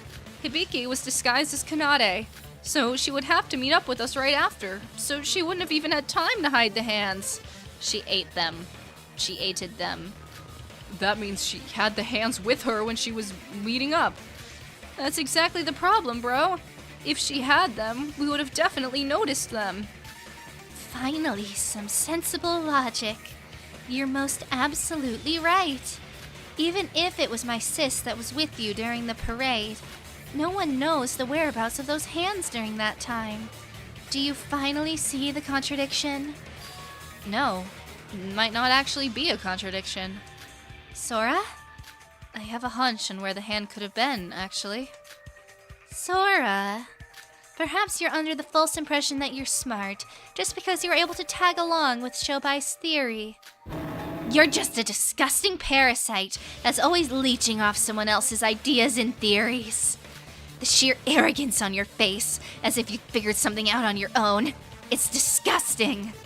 Would you please stay out of my sight before I throw up at the sight of your disgusting face? No, Kanade. We'll see just who's being arrogant here. This should be Kanade's final line of defense. Break through this, and we might be able to end this trial, once and for all. No, I don't like this minigame. It's hard. but I don't need an explanation. Alright, I gotta adjust my posture and seating, because we're gonna lock in. Okay. Oh, sick art, though.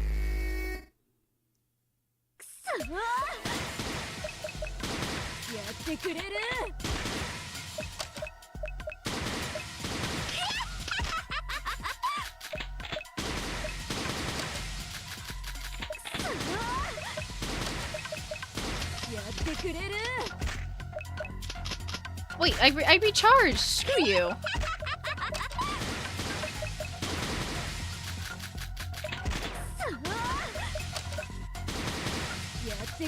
It takes so long to refill, bro, like...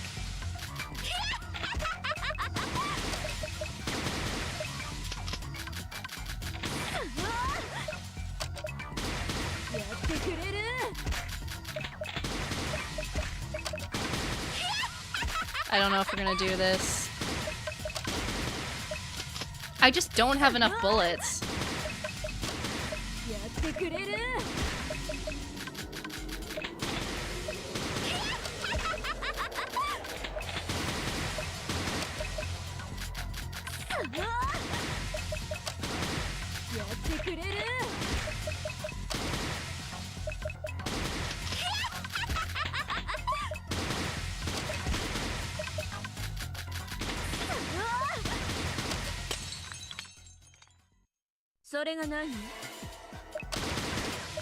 Okay, giving me more green ones is much appreciated if they'll actually do it.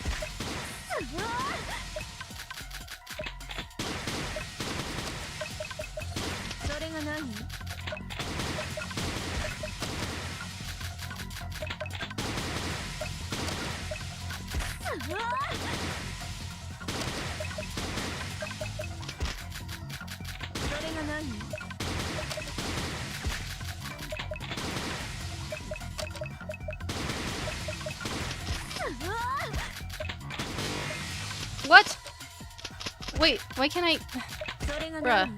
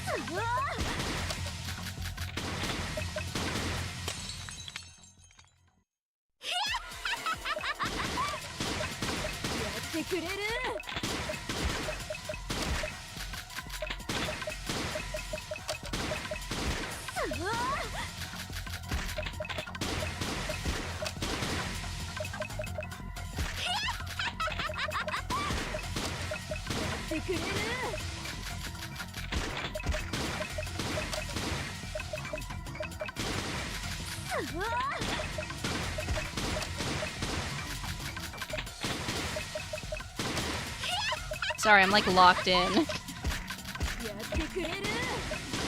Okay.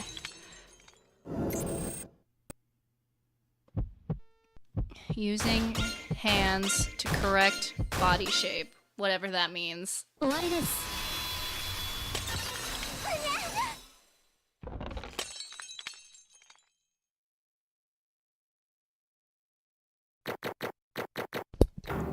Woo! Okay. Wow.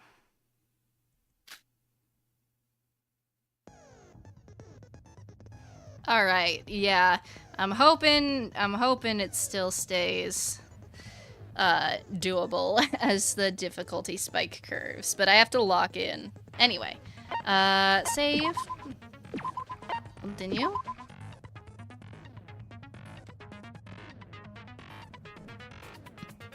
Hello? There we go. Her chest. She must have hidden Setsuka's hands inside her clothes. Or should I say, on her chest. What? Her chest? Even if Hibiki looks identical to Kanade, they're not completely the same. Particularly, their body shape is different. The Kanade we saw at the parade was identical to Kanade to the point where it's almost unbelievable it was actually Hibiki. Then we can assume she probably used some kind of object to correct her body shape. Are they saying you used Setsuka's severed hands as like a padded bra? That's actually insane.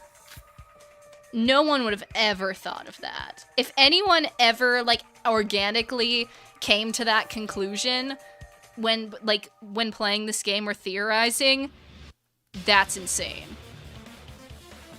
And you're saying that the objects used were Setsuka's hands? Yes. Considering the plastic bags near the fireplace, they probably used those to carry the corpse pieces.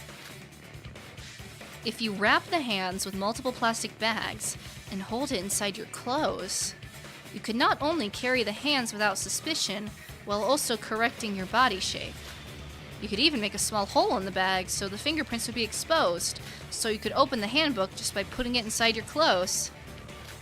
Using this method, you could even freely use Setsuka's handbook to manipulate the ghost house records. I see. If she didn't use the hands to correct her size, there must have been evidence of some other object being used, which there wasn't. But how in the world did you come up with that idea? That's what I'm saying. How do you even think of that? What Kanade said a while ago gave me inspiration. She said, if you put it in your clothes, it would stick out and cause suspicion, right? But if it was Hibiki using it to disguise into Kanade, it would seem natural. In fact, she actually needed the hands to stick out for the disguise to work. Sora, I must say I'm impressed. But do you have any evidence that my sis had those bloody damn hands on her breasts? If you just simply wrap it in plastic bags, people would notice it if you moved just a little. Evidence that Hibiki used the hands on her breasts. I didn't notice it during the investigation. The hairpins, probably. She pinned them. Let's see. That is probably the last thing I would have ever expected the pins to be used for. But okay. But it makes sense. I do have proof, Kanade. There were pins found near the ghost house, presumably used to fix something in place. Ugh! I wondered about their existence during the investigation. But now, I know exactly why it was there. Those pins were used to hold the hands and the clothes tight by pinning them together. And she threw them away just like that? Girl, are you a genius or an idiot? Make up your mind. No, it was okay to throw the pins away because I don't think anyone would have ever figured out what they were actually used for. I would have felt more than safe throwing them away. That was probably because older sis needed to quickly undisguise herself before entering the ghost house. Undisguise? I thought Hibiki disguised herself when she was leaving the pool. If the disguise itself was used to carry the hands, why would she suddenly undisguise herself in front of the ghost house? Moron. You have Bubblehead to thank for that. Recall who she was entering the ghost house. Stop calling me Bubblehead! It was definitely Hibiki. I know they're similar, but their hairstyles and hairpins differ after all. For Kanade to make Iroha suspicious, she needed Iroha to witness Hibiki, not Kanade. So she must have thrown away the pins there. I don't know anything about that. So, when we were watching the parade, we had Setsuka's severed hands right next to us. Ugh. That's horrifying. Kanade, we have solved all three of the contradictions that you presented. The monorail's time schedule, the transportation of the body, and carrying the two hands. I believe there aren't any contradictions left. I don't want to continue this trial any longer. Just please, admit to it already.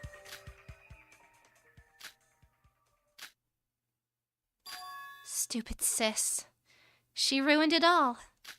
Giving out a conclusive testimony, throwing away the pins.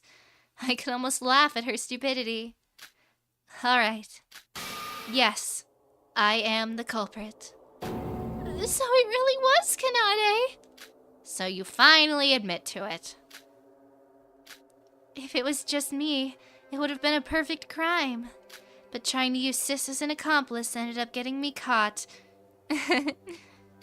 Hey, don't be disappointed. Have some confidence. You are amazing. Great. That's gonna make her feel great as she's being dragged to the guillotine. Aren't many people that have smarter brains than you, even in my world. I can guarantee you at least that. Do you honestly think that would make me feel better? Yeah, exactly. That aside, I have something to ask of Kanade. From the looks of Hibiki in this trial, her memory loss was genuine, right? If Sis didn't have that trait, I wouldn't have even tried to use her as an accomplice. Even without any memory, she's this stupid. You would have to be an even bigger idiot than her to use my moron of a Sis as an accomplice while she was herself. Alright, closing argument, let's go. But then... What are you cooking, Mikado? Ugh, never mind. You've already admitted to your crimes after all. No! Speak! I want to know what you're thinking. It hurts me to say this, but I think this is the first time that my crime's ever been exposed. Have you committed other crimes? What's that supposed to mean? Whatever. What does all that matter now? Let's end this now with our votes. No, I have to do the closing argument. Give me my little comic book, please.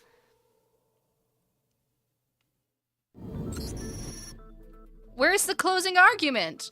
Ooh, astounding. Is it gonna be interrupted again? Astounding this last trial was. A series of intense battles between you that surpassed any trial before. As the teacher and the judge, I must say, this is very interesting. Well, now that you've reached an answer, it's time to see if that answer is the truth. Uh-oh. There's gonna be more, isn't there? Okay. Never more would there be a trial like this, but it's time to reach out to the truth. Now then, vote for the culprit with the switch in front of you. Will the answer be the truth or not? Ooh, can we go 3 for 3 on the vote getting interrupted? No! Kanade is the culprit. Huh? Wait. Okay, Sora, what are you cooking? Something's wrong. Something's wrong? How? What? We've done everything, have we not? Wait. Okay. Here we go again. Everyone, wait a minute. Don't vote just yet. Whoa, you startled me, Sora. Not this again. What now? What's the matter, Sora? I was just about to push the button. Well, what is the matter indeed? Kanade herself admitted it. The case had been solved. There shouldn't be anything wrong. We haven't done the comic book yet. No, I'm kidding. She wouldn't know that in universe. But what is this feeling? Are we going off a feeling, Sora? Come on, man. You gotta give me something more concrete than, I don't know, I just have a feeling. Come on, come on. I can't shave off this feeling that I shouldn't let the trial end like this. That's a contrivance. Like some unknown force is behind me. What's this unsettling feeling? Okay. If there's an actual lore reason, then I take back what I said about this being a contrivance. Shobai. What? I want to ask you, as the person who almost single-handedly solved this case, are you sure we're going to be fine ending the trial with Kanade as the culprit? What? I have no reason. I don't even know myself why I'm doing this. But I'm not just saying this. I'm serious more than ever right now. Sora, are you alright? You seem a bit weird right now. I don't think Kanade is the culprit. What in tarnation? Sora, what are you on about? Even I'm confused right now. There's no way, though. Like, huh? Alright, game, I will walk with you to this pier. Well, the thing is... I'm sorry, I don't know what I was on about. Sora, perhaps the long trial has taken a toll on you. You look tired after all. Right, I mean, the case is basically over right now. Please, just once more. Let's discuss this just once more. We missed something. I feel like we've missed something very important. Okay, thank you for the super chat. Iroha, pass me your sketchbook! We need it! We need it right now! Thank you. But there's literally nothing more to talk about. Although I can't give a good reason. Please, believe me. I beg of you. Even if you say so. No, do what the girl says. Shobai? I thought it was over as well, but there's something left. We need to discuss that something. I mean, for me, you're basically extending my life for a bit, so I don't mind. But as the culprit, I don't know what there's left to do. Sosie, is Kanade not the culprit? I don't know, but I shouldn't let the trial end this way. Then I'm gonna trust Sosie. Honestly, I can't grasp the reality of the situation. I don't have any memory of today. Kanade killing Suka, and I helped that. I don't want to believe any of that. So, even if I'm terrified, I'm gonna trust Kanade. Once more, there's 90 people here?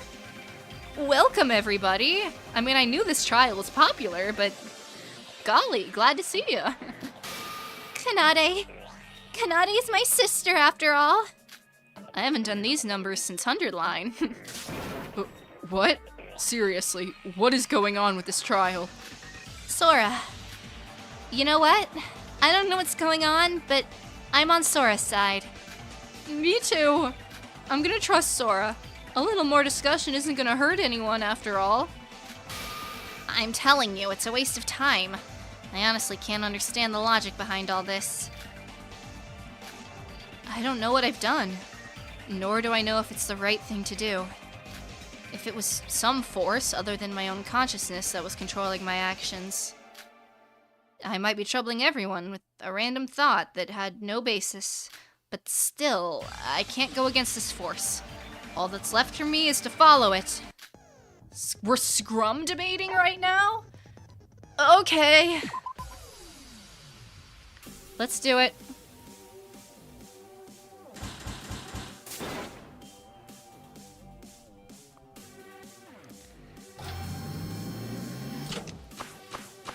I don't remember if we have had a scrum debate yet. I thought we had one in the first half of the trial, but I could be wrong.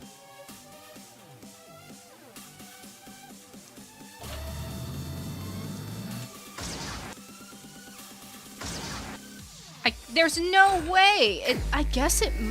If I was actually wrong and it's not Kanade... Kanade-san. We won't know for sure until we actually discuss the matter. Wait, what? That said discuss! We've solved every trick! Can't we just let it end? There may be some unsolved tricks left. I believe in Sora. I believe in my wife. There's nothing left to discuss. What's wrong with you guys? Oh, that's discuss. Okay, well, shit. It's not like we have any other theories. It's just a waste of time. Okay, I see. Discuss was in the... Yeah, I'm not gonna read this out yet because we're gonna have to do it again anyway. I'll read it out when we do it a good run. Are you saying I was the culprit? Oh wait, it should be suspect. Okay. Then it's suspect. Okay. I see. We need to come up with a rebuttal for each person. Yeah.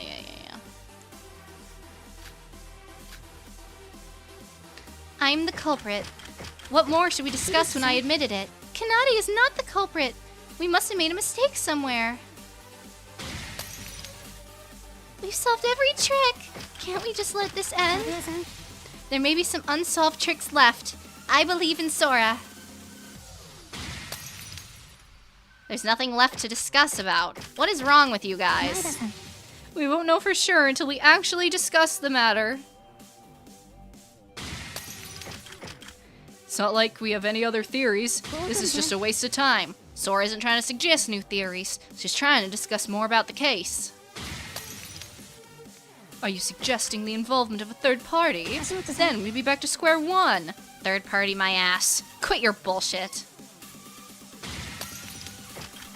Are you saying there's another suspect that even I, the culprit, was unaware of?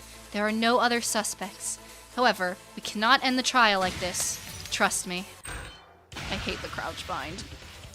Z X S S S S S S S S Z X A X shit fuck. Me when I don't know where the keys on my keyboard are.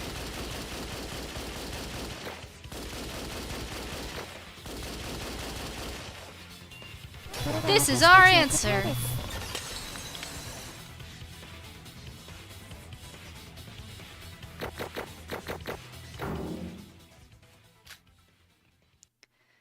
I feel like I might not get the best score on this trial, but like half of it wasn't my fault. At least I refuse to accept responsibility.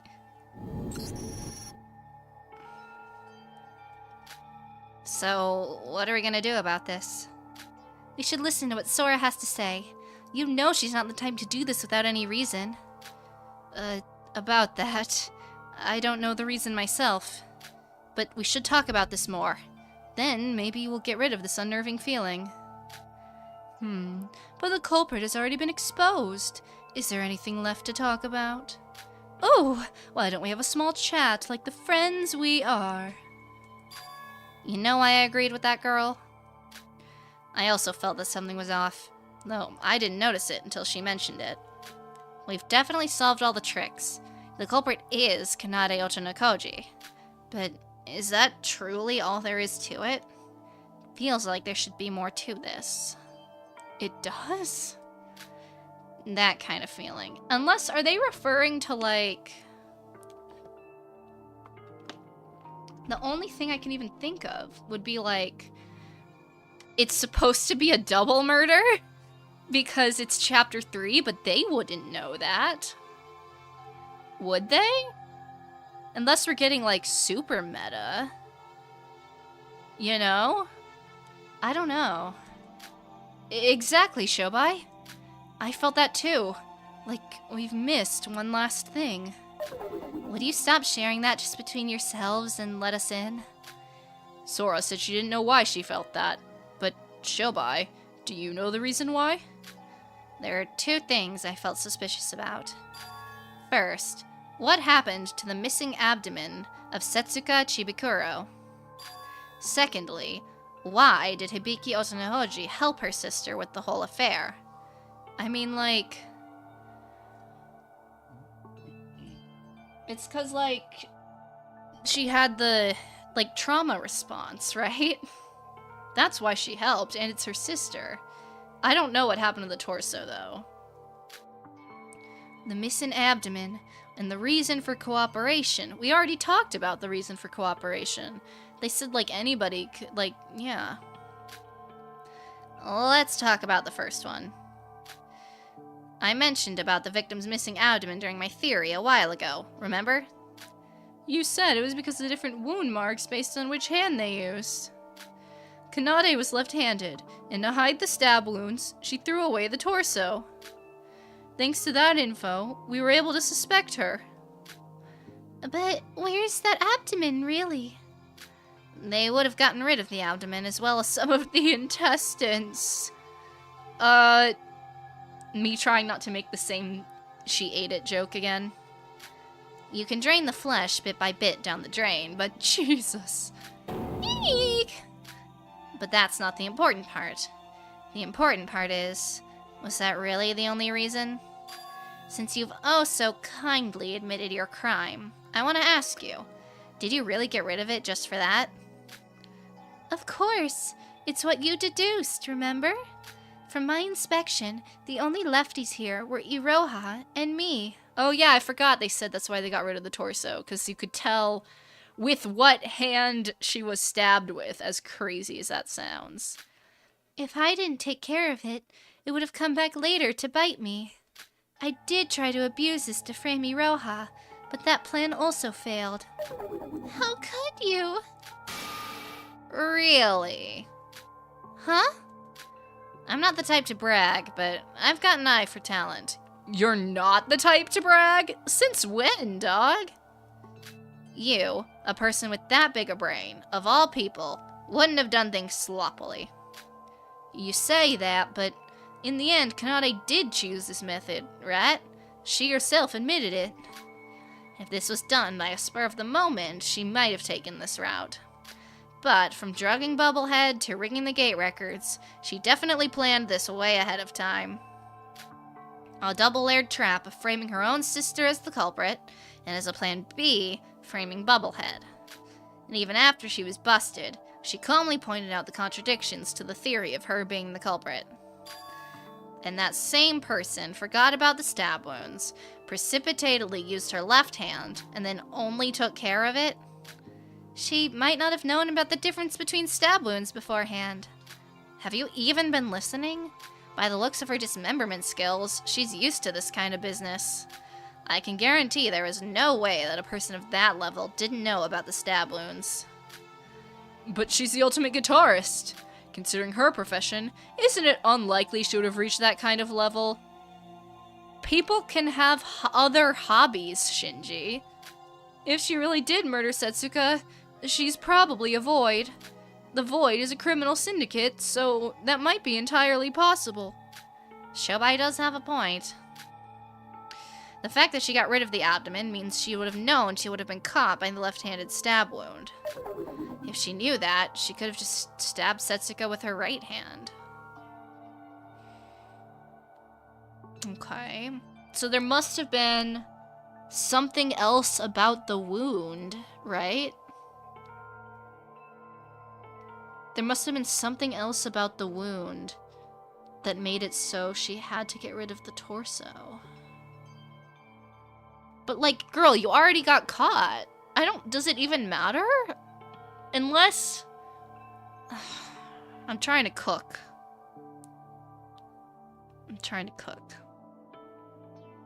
But what could that have even been? The only thing I can even think of them pulling right now would be something like, if it's not Kanade, we're gonna circle all the way back to the beginning, and it was actually Hibiki. And she's like, one of the sisters is protecting the other. Or like, maybe it's something crazy, like they're still disguised as each other somehow, and one's gonna get executed for the other. I don't know. They're gonna pull something funky. I've got this, like, pit in my stomach, though, like, that we're really close to something big. And I feel like I'm on the cusp of figuring out what it is. Okay, let's keep going. Why would she have gone through the hassle of getting rid of the evidence? It's just, I only realized it after I stabbed her. As you might have already guessed, the knife used to stab Setsuka was the folding one that's in everybody's room. I stabbed her with my left hand without much thought, and only then did I realize the potential danger of leaving that kind of evidence. Okay, that's possible. But they wouldn't go out of their way to bring this up if that was the case. I never imagined there would actually be someone who'd suspect me because of that, but that maybe turned into a reality for you, Shobai. That's all there is to it. You, who planned this whole mindfuck, stabbed her without much thought? Yeah. Okay, now I know you're hiding something. You would have definitely found another method. Even I can think of many options off the top of my head right now. using your right hand to create more stab wounds so the stab wounds wouldn't be visible, and repeatedly stabbing her with both your hands so you wouldn't be able to tell which one was the first blow. Are we really continuing this? Do you know what I hate the most? Repeating useless stuff that's already over. Just execute me already. Wait, Shobai, enough about that. What about the second suspicious thing? The reason Hibiki cooperated? We already went over this. We really didn't go over this detail during the trial. But why do you think Hibiki Otonakoji cooperated with her sister in the first place? Huh? I don't know. Why did she? It was a trauma response. Didn't Kanade mention something about the altar? She believed that sacrificing Setsuka's body would grant her wishes. That's right, the motive video. Kanade said that her video featured her parents, right? She helped kill Setsuka to save her parents, even if it meant she bloodied her own hands. Wait, is that really how it went? Yuki? Even if she really believed that concept and put her body on the altar, that definitely is possible, but that's not all she did, right? She disguised herself, rigged the gate records together with Kanade. Isn't that weird? All she had to do to grant her wish was put each body part on the altar. There was no reason for her to follow the rest of Kanade's plans. You're right. But I mean... Well, no. Because what I'm thinking is like... Kanade killed Setsuka, called Hibiki over, had her see the body, and then Hibiki went into like the catatonic state that we saw her in when we found Setsuka's body, where she would just kind of do whatever. And then Kanade, like, she was basically like brainwashed at that point, and Kanade was able to be like, okay sis, here's what I need you to do. And like, since it's Hibiki, she would instinctively listen to Kanade and not realize like what she's doing because she's in such like a state, I guess. Oh, but I guess the only issue with that, now that I'm thinking about it and saying it out loud, would be like, we did see Kanade at the not Kanade, we saw Hibiki disguised as Kanade at the parade, and Kanade was like not a zombie at the parade, so that is an interesting point, actually. Because that was the theory I was operating under, but now that I'm saying it out loud and realizing that is kind of a contradiction. Okay. So let's say the twins are in on it together, right? Like, completely of their free will, and Hibiki's either acting... Hibiki would have to be acting, right? If that was the case, then I could see one of the twins just willing to, I don't know, sacrifice the other or sacrifice themselves for the other. It could just be like, you know, sisterly bond. But we'll see. Hibiki wasn't quite herself this morning, granted, but it wasn't like she lost her mind or anything. Even if seeing Setsuka's dead body made her go mad, this is definitely not normal. Maybe we should think more about this. Maybe we should ask her about it directly.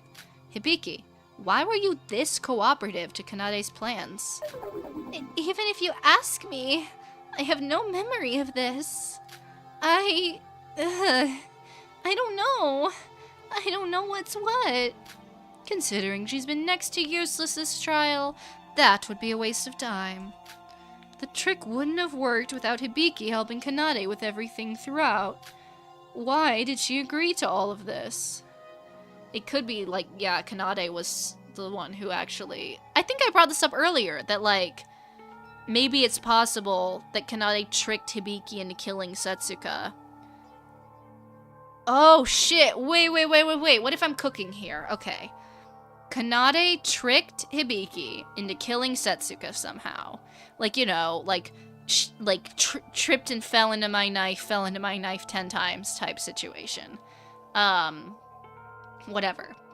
And Hibiki was like freaking out, right? She's like, oh my god, I accidentally killed Setsuka, what do I do? And Kanade was like, don't worry, sis, it's all gonna be okay. I've set up this incredibly elaborate murder plan. All you need to do is cooperate, and I'll take the fall during the trial, and you can get out. So... And then, maybe that's what's going on, right? I could see that happening. Because Kanade is, like, actually really loves her sister. We'll see. We'll see. I could see that being the case. That doesn't answer the question of, like, why did they get rid of the abdomen? But maybe that could, like, expose how Kanade somehow tricked, like it would have been an accidental wound or something, you know? I don't know the details of that yet, but we'll see. We'll see. I feel like we're almost there. It could be a double bluff from Kanade, but we'll see. If it succeeded, she would have died. And if it failed, her sis would have died. You're right.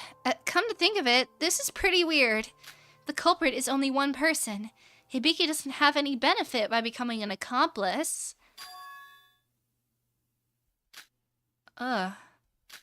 Shobai?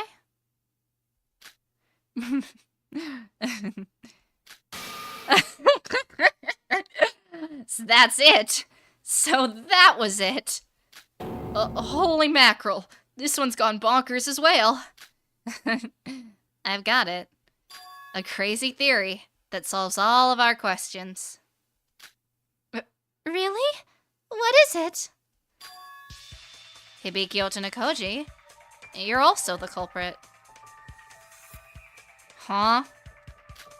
The culprit's Kanade, isn't it? Did you even hear what I said? I said also. Double killers. I don't know how exactly, but are we gonna get 3 chapter 3 deaths after all? Instead of a double victim? Are we getting a double killers? They're not just accomplices. They're both the true culprit. What? What are you talking about? That's impossible.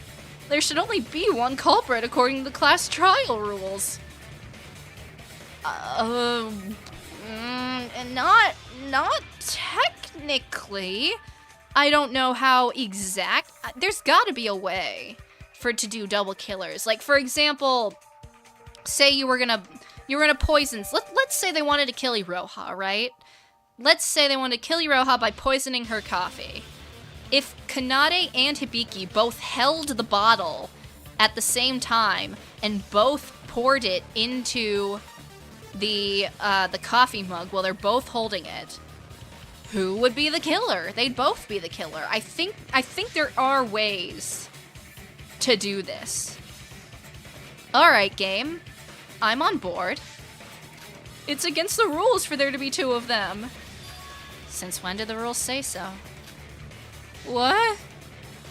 Don't believe me? Pull out your handbooks right now and read rule number 6. Hold on a second. Rule 6. If 2 murders performed by different blackened occur consecutively, only one committed earlier is acknowledged. The part we need to focus on is the part about consecutive murders. This is considering when there are 2 different blackened who specifically kill 2 different victims. In the case of 2 separate blackens targeting 1 victim, there's no rules specified about it. Okay. Thank you for the super chat. Double victim? That's for amateurs. Double killer? Now that's peak. Alright, that's pretty peak. I will not lie. This is very interesting. If they stick the landing, this is fascinating. Wait, then what happens if something like this case happened? If it isn't a special case like Rule 6, normally, the person who last injured the victim while they were still alive becomes the culprit. What do you mean by that? To put it simply, let's say Iroha stabs Teruya with a knife. If I stab the dying Teruya before his last breath, I would become the blackened that killed Teruya. So it's like, yeah, whoever delivers the killing blow. But like, if, like my poison example, or like a physical example, if they both hit her at the same time... Wait! That's why they hit the torso, because there's 2 stab wounds! Because there's like 2 stab wounds in different places that would be like... So it would make it clear that like 2 people stabbed her! That's why they hit the torso! Oh, it's all coming together. It's all coming together. So, it becomes a game of who made the last shot. I see. If there were 2 separate victims in culprit pairs, the one that took place earlier gets prioritized. But for 2 killers to kill 1 target, the one who made the finishing blow is the culprit. Excuse me? Did you really have to use me as an example? But that still means only one person can become the culprit in the end, right? You still don't get it. If the person who makes the killing blow takes the name of the blackened, then if 2 people injure the victim at the same time, they both become the culprit. Capiche? They didn't outright stab her. They knocked her out and stabbed her together at the same time. You're out of your mind. No, he's cooking. He's cooking. Let him in the kitchen. Even if they stabbed her together, there should have been some time difference between them. If one stabbed her just a little bit later than the other, that person would have been the sole culprit. Oh, really? Then let's take it to the judge. Yo, Bird. Bird? I prefer to be called a crow. That aside, Rule 6, you say? That was put there just in case 2 separate murder cases happened in the span of 1 day. Imagine the trouble you would go through of solving 2 cases in 1 trial. This is a defense against that. But this case is a bit difficult even for me. If they injure the person at the same time. Indeed. So is it possible or not? Well, theoretically, yes, but in reality, it's next to impossible. They could have also, instead of 2 stab wounds, why didn't they just both have their hand on the knife and drive it in at the same time? Both of your hands are on the knife, you're both acting, then you don't have to worry about, like, synchronizing the timing, you know? If a murder occurs anywhere, the high-tech sensors of Utsuroshima detect who hit last down to 0.001 seconds. So they would have had to be super precise, but like, I don't know, they'll probably chalk it up to them being like twins or something. Even though that's not really how twins work. If anyone was even that little late, they would become the official culprit by the records. You see? It's impossible. What if they get it down to the same 0.0001 second?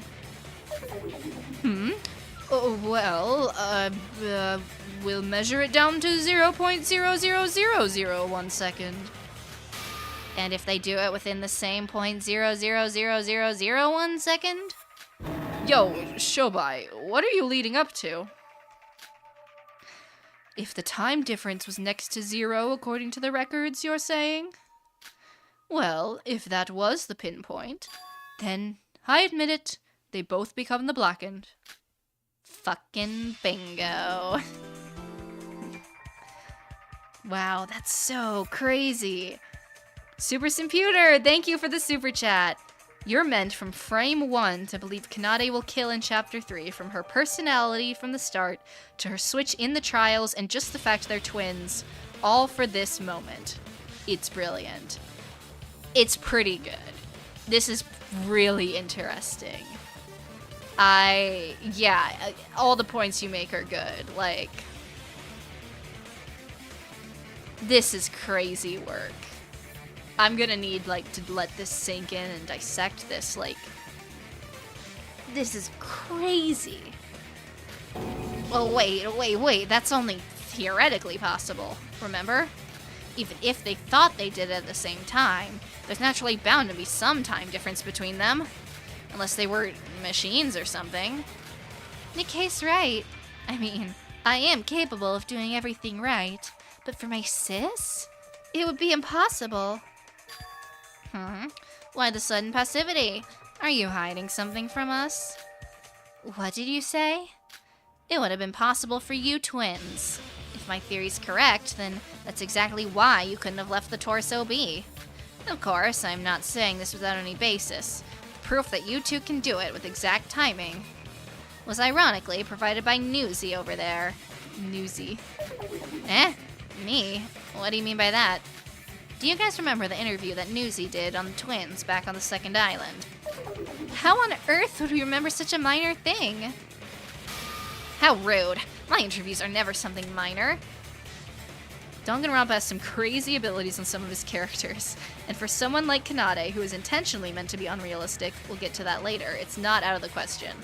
Yeah, this is definitely, like, only something that could happen in the context of Danganronpa, and I think that's what makes Danganronpa so interesting.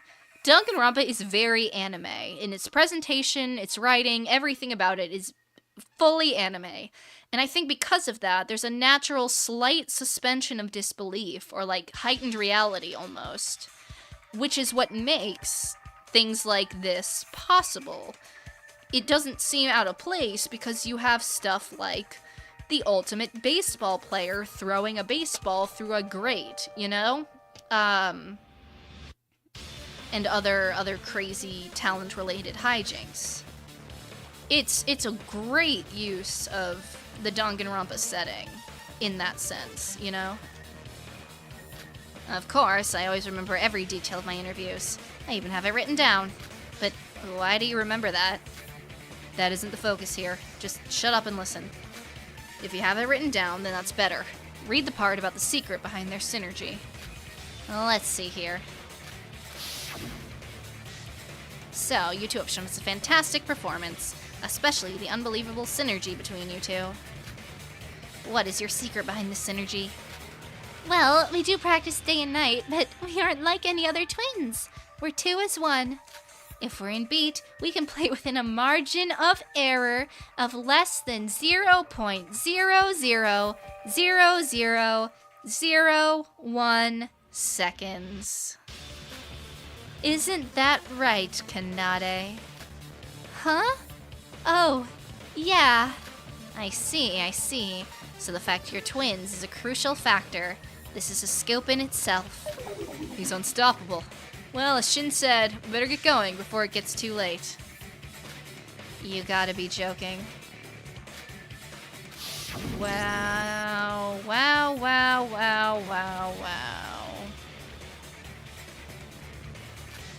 Oh, wait, this doesn't mean... Now do you get it? It's not a completely outrageous idea we're dealing with. And they said that comment themselves. Even Kanade Ochinokoji confirmed this fact. For these two, it would have been possible for them to use their special sense of beat to stab. Simultaneously, without any error between them. Then they really did? Wait, I feel like that was just an exaggerated, playful comment by Hibiki. Logically speaking, it shouldn't be possible for two separate people. This is possible within the boundaries of logic, you meathead. Meathead? We got Bubblehead, we got Meathead. I met a lot of people around the world working as a trafficker. There were a lot of weird bunches when it came to twins. Twins who had the exact same physical abilities. Twins who could read each other's minds. It's about time I met ones that had identical rhythmic senses. Hibiki and Kanade are identical twins, right? They say that identical twins are almost the same, down to the genetic level. They usually have the same personality. Is that I don't think that part's true. You know those stories where twins who were separated still lived similar lives when they were apart, right? I see. If this theory were to be true, then that explains the reason they got rid of Setsuka's torso. They were able to time the stabbing with their rhythmic sense. They must have used their primary hand, the hand that they use when they're playing instruments. They probably couldn't risk one of them forcefully trying to use the other hand and failing. That would also explain why they couldn't have made additional stab wounds. Until Setsuko was most surely dead, they would have had to leave only the stab wounds they made simultaneously. Okay, but then why not stab her later? Because it's after you're sure she's dead. Because it's a system where the person who last injured the body becomes the culprit. Oh, injured the body. Okay, I guess. But if she's already dead, that shouldn't count, right? Otherwise. Wait. Okay, maybe they went over this or not. But if they didn't throw the body down the chimney. No, they did throw it down the chimney. Wait. Hold on. They used the doll to move parts of the torso. Okay, and they threw the other parts down the chimney. So, okay, this is what I was gonna say. If the person who injured the body becomes the culprit, even if we're talking after the death, then it would be Kanade, because she threw the body down the chimney, which, bruised it and stuff. So, I don't know why they couldn't just keep stabbing her after she was definitely dead. But, yeah, okay, I should have just progressed the dialogue, okay. But couldn't they have stabbed her after she was dead? Why would they get rid of the torso when... No, that's impossible. A stab wound made before and after a person's dead differs in appearance? It does? If they managed to stab her simultaneously on their first try, they would have then waited for Setsuko to die naturally. That means she died of shock from blood loss, which would have taken a lot of time. If they created a stab wound after that period of time, the difference between that and the first one would be soon found.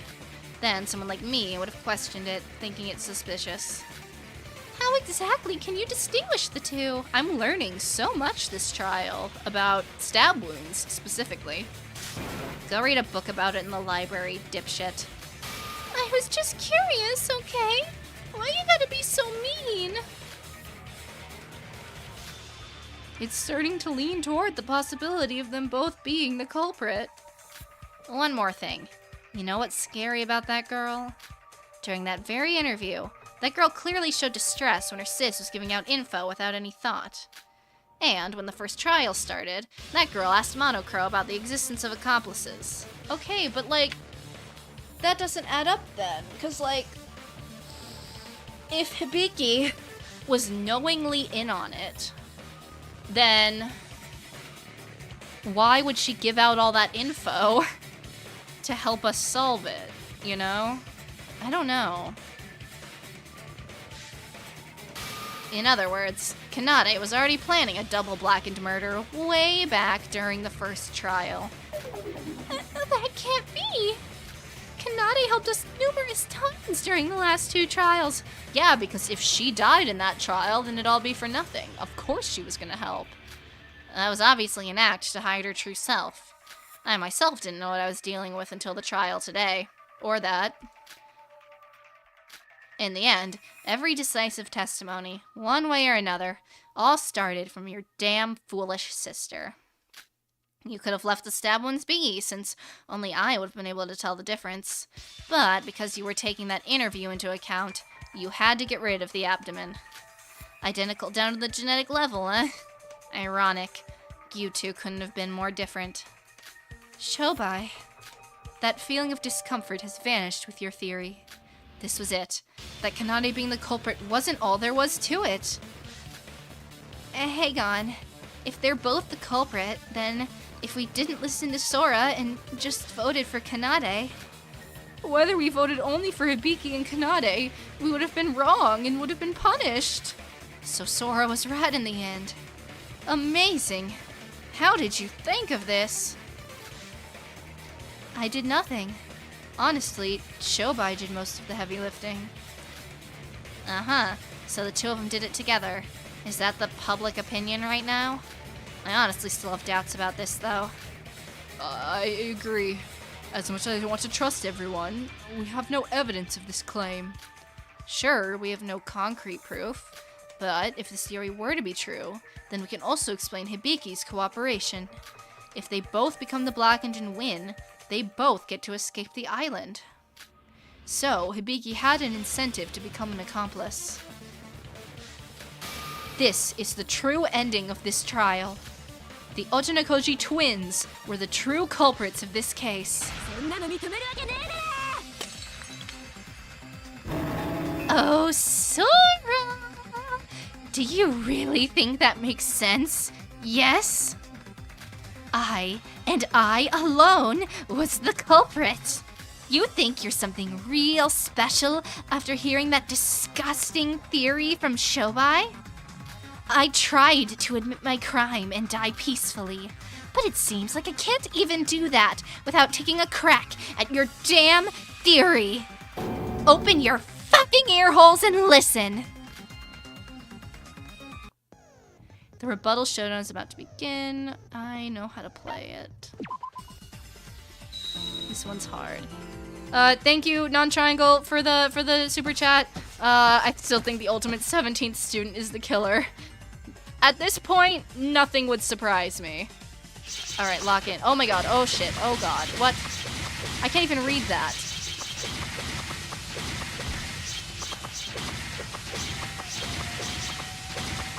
Irrelevant details not related to the case. Like what? I guess the antibiotics is the only thing we haven't used yet, but I don't know why. I don't know why that would be it.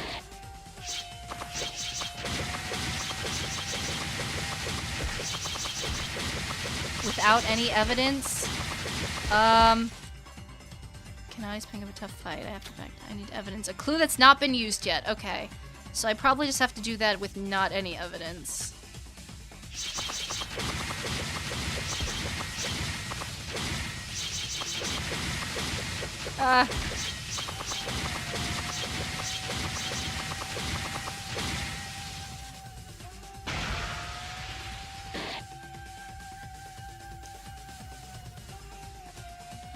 We lose and you win the trial.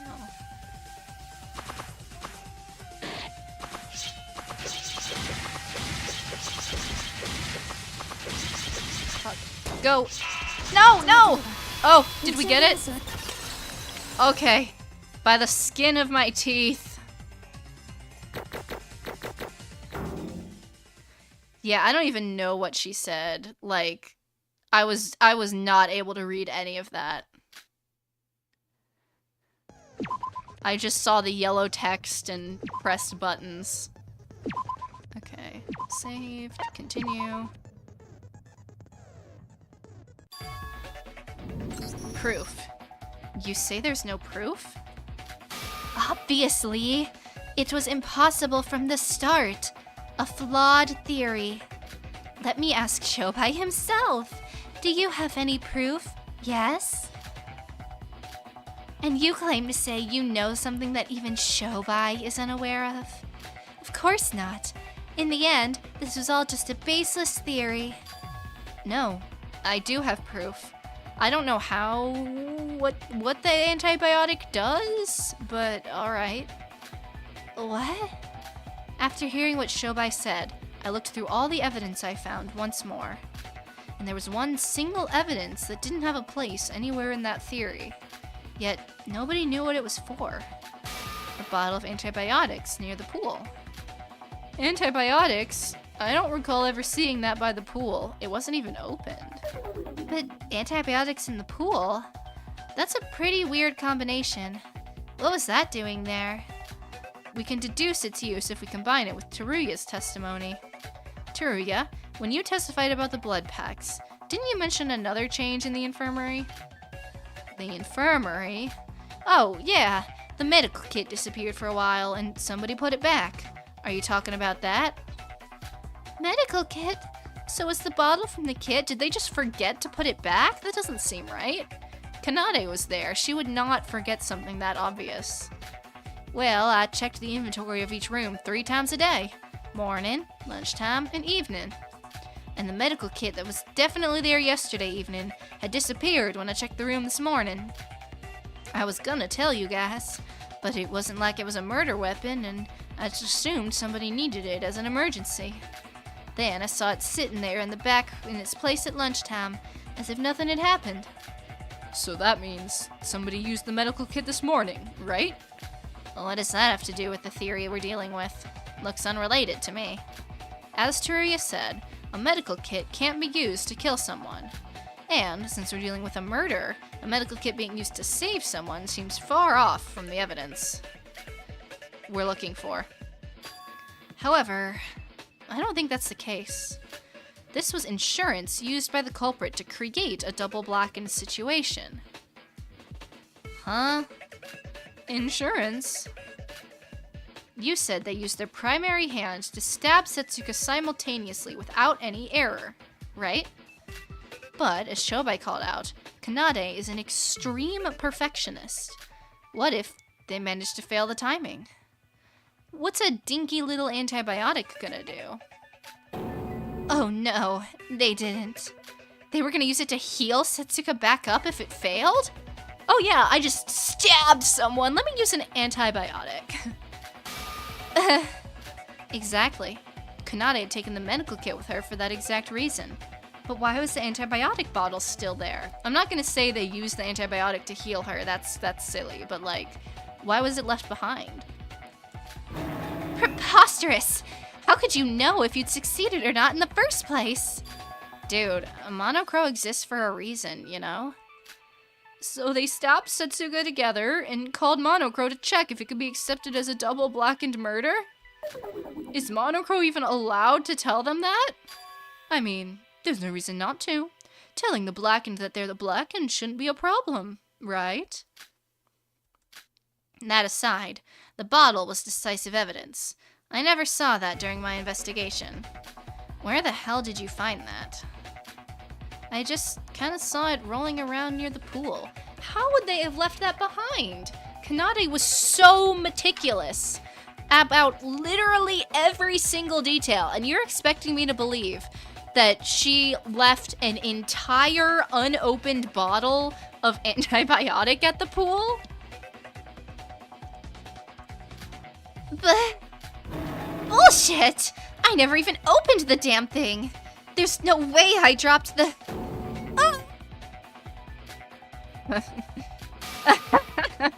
What now? Never opened the thing? You should have said you never even took it, idiot. Now you've admitted yourself you took the medical kit. You realize that, Kanade Ojinakoji? No! This isn't... You making a mistake like that? That wasn't very like you. Okay. That's what I'm saying. It's like every time I try and point something out, the game realizes that I have had this thought and immediately is like, don't worry, we know you're thinking that, and here's what's gonna happen. It's very funny. Was the bottle being on the ground that nonsensical? That aside, did she just confess it herself? Unbelievable. Even if I had dropped it, I would have heard it dropping considering its size. Or at the very least, I would have noticed the weight decrease from the medical kit. I didn't even leave it to Hibiki. I did this part myself just in case stuff like this happened. Unbelievable. Me? Making a mistake like this? No way. What rotten luck. Woohoo. It seems for the first time this trial, we were able to see you get truly flustered, Kanade. Well, we don't know the truth if you did or did not open the medical kit in the end. But if you were this surprised by this accident, then for us, I guess it truly was luck from the heavens. Okay. Something's going on, right? Like, there's definitely... We're reenacting something, or someone is pulling the strings behind the scenes to make these events go a certain way. This is literally like a play. The killers are mostly planned out, like, we're supposed to solve the cases. Sora had a weird freaking feeling out of nowhere, and I guess whatever divine force that was must have also made Kanade drop the antibiotic, I guess, is what we're going with here. Man, Yuki better pull up in chapter 5 or 6. Kanade, so can I take that as a yes? That both you and Hibiki murdered Setsuka. Unbelievable. This can't be happening. This doesn't make any sense. This can't be. If you still can't admit it, then I'll go over this case from the start. You won't be able to escape this anymore. I know how to oh, fuck. Okay, it's fine.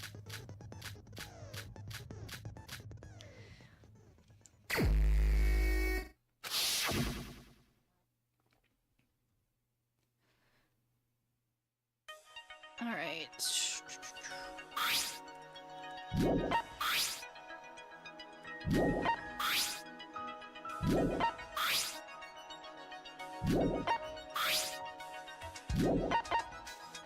So that would have been first. Then that. Then that. Then that.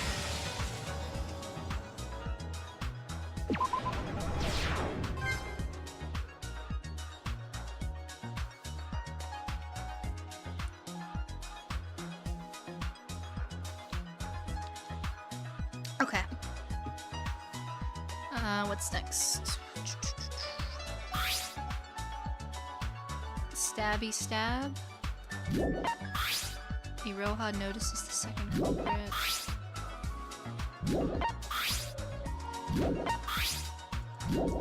Alright, it was this one. Then they toss. Then they enter. And then they stab.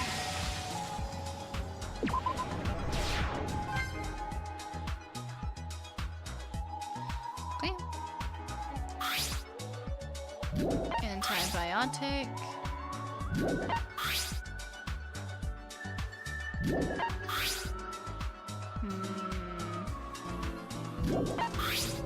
Oh, that's a tough image to swallow. Super Simputer, thank you for the donation. Literally need the power of God and anime on your side to beat her. Great way to make a villain so much more terrifying. Yeah, our ass got saved by Yuki and Shobai. Like, we probably would have figured it out even if she didn't drop the antibiotic, but like, without Sora's outside force or Shobai, we would have been so cooked. Yeah, we got so lucky. I kind of felt like that with the last murder too. Like, we should not have been able to solve that we couldn't have, ironically, we could not have solved the last murder without Kanade. And now we couldn't have solved this murder without those forces. That's kind of crazy. Anyway. I think it's that one.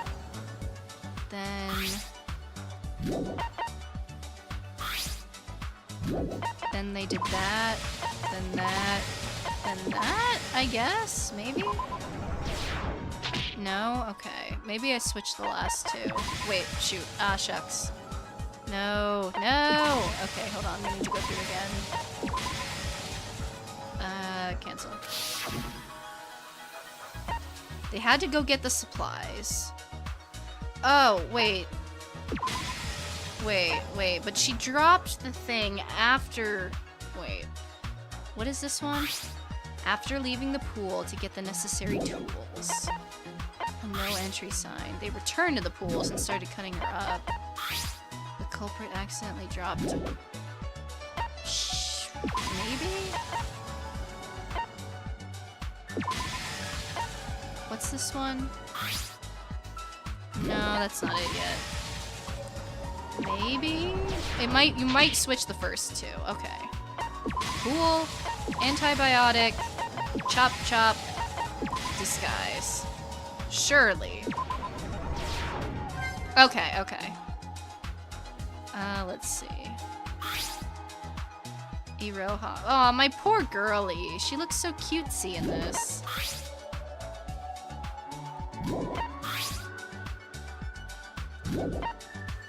Okay.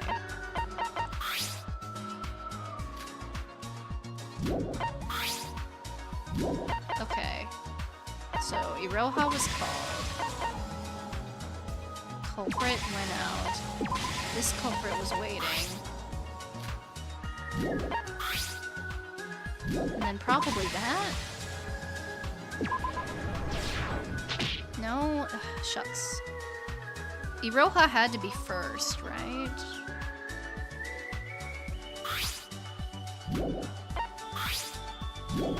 Unless, after calling Iroha, the second killer maintained their disguise and was on the move. At the same time, the train was moving. Okay. But that's what I did.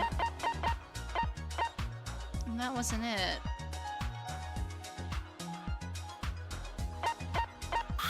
Iroha notices the second culprit. I don't think that's it, though, right?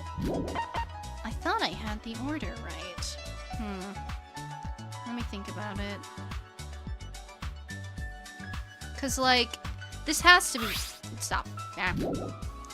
That had to be first. I'm, like, decently certain. And then... I thought it would be this one. But if it's not... then it's gotta be something like...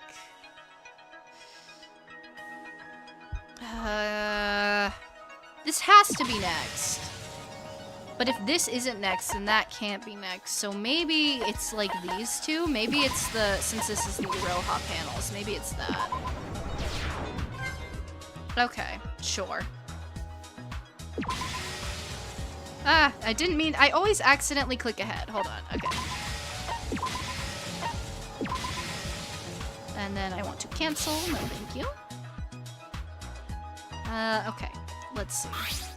The first killer who safely moved the body hid in Block A warehouse. Okay. The monorail. We're doing monorail stuff. Frank the parade joins the group. This.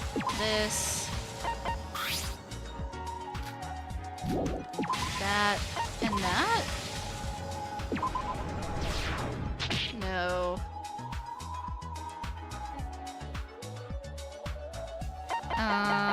This might be the first panel?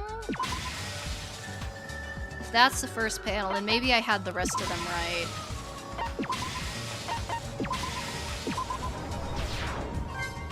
Okay, cool. Oh, fuck. See, I always press the wrong button. No, thank you. Analyze. Second culprit passed the baton with the first culprit. First culprit, who confirmed the ghost house was empty, signaled the second killer. Culprit entered the ghost house with the torso. After receiving the signal, they did all that freaky-deaky stuff. Meanwhile, Setsuka doesn't arrive at the parade, so the group decided to look for her. Okay. I think I might have been onto something here. Then she didn't show up. And then they would have had to do the signal, right? Let me see. That's the signal.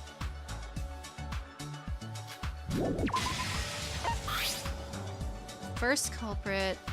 Wait. Okay, so this would be before that. Yeah. Okay. And then this would be it.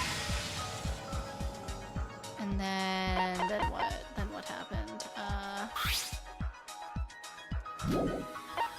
Waited. A message to Yuki? Oh, we're going all the way back. Moving the screen. Okay. Yep. That was Emma. So, we know which panels it's not. So, okay, wait. If they did that, then they would have done the altar. Then the packets, and then wait. Okay. That's gotta be it. Okay. Okay, we're cool. We're good. We're good. We're good. Early in the morning, while everyone was still asleep, the culprit was already busy at work.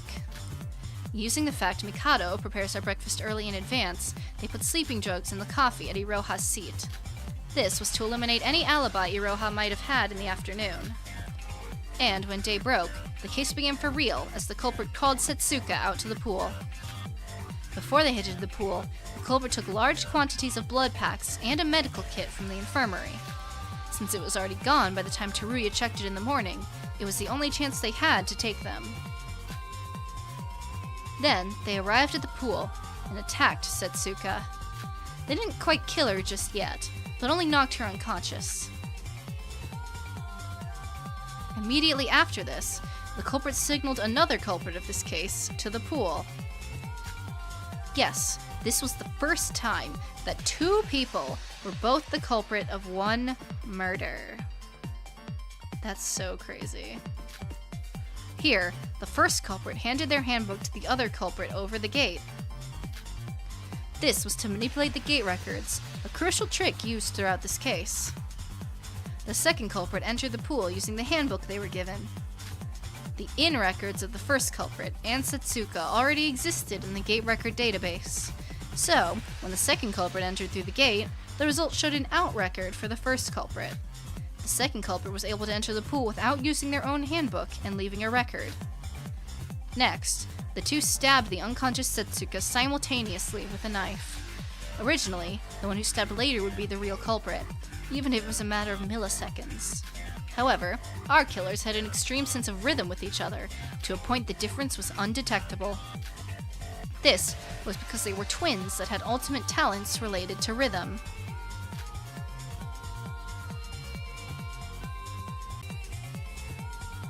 Here, they used Setsuka's handbook to make it seem like there was nobody at the pool according to the records.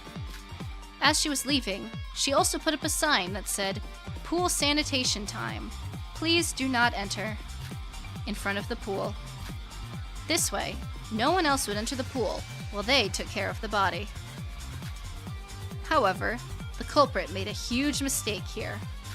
The medical kit that was prepared as an insurance to heal Setsuka in case they missed time stabbing her simultaneously. While they were leaving with the newly useless medical kit, a bottle of antibiotics had dropped from it. We're not sure how the culprit didn't notice this, but we were able to prove the double blackened theory using this evidence. After the culprit left, she re-enters the pool after 3 hours with the tools she needed. The 3 hours were left blank intentionally to frame Iroha in the near future. Once they had the tools they needed, they began doing their business for a few hours. And by business, I mean cutting up Setsuka's corpse into multiple pieces. The reason they dismembered her body was to transfer the body to a different place, which I'll get to in a moment. Here, they got rid of the abdomen that had marks that showed two people, one left-handed and one right-handed, had stabbed the body. Once the dismemberment process was over, they cleaned the pool using its tools, and the second culprit disguised as the first culprit. They were twins, so a little bit of disguise was enough to make them completely indistinguishable. To correct their body shape, they put Setsuka's 2 hands into a plastic bag and pinned it to her chest. They needed Setsuka's hands with them to open her handbook for tricks they needed to pull off in the future. And, by carrying her hands as a disguise, it was like killing 2 birds with 1 stone. Because they carried Setsuka's hands with them, they were able to use their handbook freely, just like Emma did. The culprit then sent a message to Iroha using Setsuka's handbook. The message called for her to be in front of the Mirror Mansion at 1800. It was because of this message that Iroha wasn't able to participate with us during the parade. After sending the message, the second culprit leaves the pool while still disguised. She puts the sign in front of the pool back inside and walks her way to Block A. After arriving at the ghost house, she undisguised herself and entered the ghost house while deliberately being witnessed by Iroha. By getting witnessed by Iroha, the culprit later used this fact to frame Iroha and make her seem suspicious. However, amidst the rush of changing her disguise, the pins used to hold the plastic bags had dropped on the ground, which were used in this trial as important pieces of evidence against her. Entering the ghost house, the culprit ran inside to cut the wires to the fuse box to cause a blackout. They also put out the fire in the fireplace, though this was because they needed it to be that way for the other culprit to utilize the chimney later on. The blackout itself was so others wouldn't notice what happened inside the ghost house. A little later, the second culprit re-disguised herself as the first culprit and left the ghost house. To join the rest of us at the parade. Of course, none of us had even thought the culprit had disguised into someone else. And so, the second culprit was able to watch the parade with us without any suspicion. At the time, the culprit was waiting for the monorail at the Block C station. They moved the corpse pieces to the station from the pool, prior to the second person heading over to the ghost house. While the second culprit was over at the ghost house, the first culprit was busy with her work as well, getting rid of the signpost before leaving the pool, and putting the chess piece inside one of the parade dolls in the Block C storehouse. At 18:10, the monorail heading to Block A arrives, and the first culprit begins the process of moving the body. The method they used was to throw each body piece through the chimney once the monorail goes past the ghost house, one by one. This method, while seemingly impossible for anyone else, was done with ease by our culprit. It made it seem like the corpse had teleported inside the ghost house. However, since the ghost house was next to the track that connected Block A and C, she only had 4 chances to throw the body pieces, considering that monorail is only active every other hour. As 7 pieces, even excluding the 2 hands and chess piece she stuffed inside the parade dolls, needed to be transferred. She calculated the monorail timetable and went back and forth between Block A and C. Using this method, they had exactly 7 chances to throw the body pieces in 1 hour, and, with the culprit's perfect aiming abilities, the transferring was done. After all the body pieces have been safely thrown inside the chimney, she leaves empty-handed and heads to the storehouse. The parade was almost over, and the chess pieces had been delivered to Block A by then. Meanwhile, the second culprit and crew were becoming anxious about Setsuka's absence, and they began a search.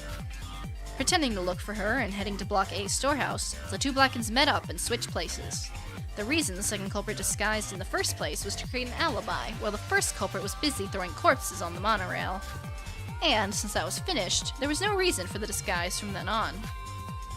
I had just finished investigating in the ghost house and was leaving without any results.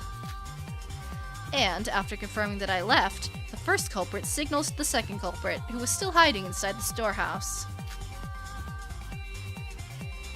The second culprit swiftly enters the ghost house with the chess pieces they hid inside the storehouse. Here, she uses Setsuka's handbook, so there will be an ID without an out record at the ghost house. After that, they put all the body pieces, including the 2 hands used for a disguise and the pieces inside the fireplace, on the altar. Once the setting was complete, they moved the folding screen in front of the entrance to create space and start to flood the place with blood using the blood packets they prepared. This was to create the illusion that the crime scene was the ghost house, and the culprit dismembered the corpse behind the folding screen. They created a huge trail of blood leading up to the altar, and spread some on the altar as well for good measure. After all this was done, the culprit deliberately dropped her hairpin near the altar, and sent everyone a message using Setsuka's handbook. Why would she drop the hairpin? The message had to vaguely remind everyone of the ghost house, and was used to call everyone to that place. Then they hid in the space behind the folding screen, waiting for the others to arrive. As we arrived, we followed the trail of blood up to the altar without any suspicion, and ultimately entered the altar, where we found the body of Setsuka. And this was how the 2 culprits managed to move the body and fool everyone. The cruel killer, no, killers, who didn't just murder Setsuka, but cut up her body into pieces. Yes, the culprits who committed this atrocity of a crime.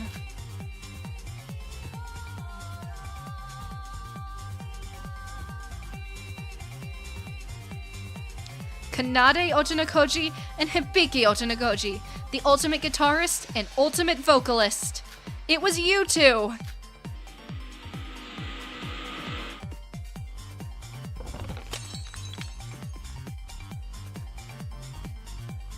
Wow. That's crazy. A double kill. I mean, that's awesome, though. That's really awesome.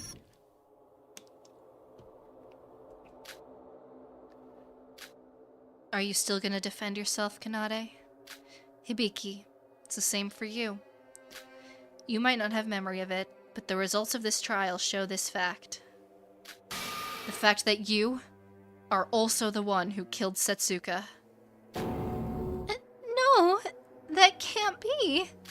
I'm innocent. I couldn't have killed Suka. Yeah, this is a dream. This is all a dream. Kanade could never kill someone, let alone me. Wake up! Wake up, Hibitio Tenkoji! Super Computer, thank you again. Let's see. Saying before post-trial. Number 1. Though I love this character, I do not condone her actions, and I hope that's obvious, lol. And 2, there's a valid narrative reason for what you're about to see. Good luck. Okay. I mean, yeah, that makes sense. Whatever's about to happen is probably pretty fucked. If everything about this trial has been pretty fucked. So I guess brace yourselves, everybody. This is probably gonna be rough.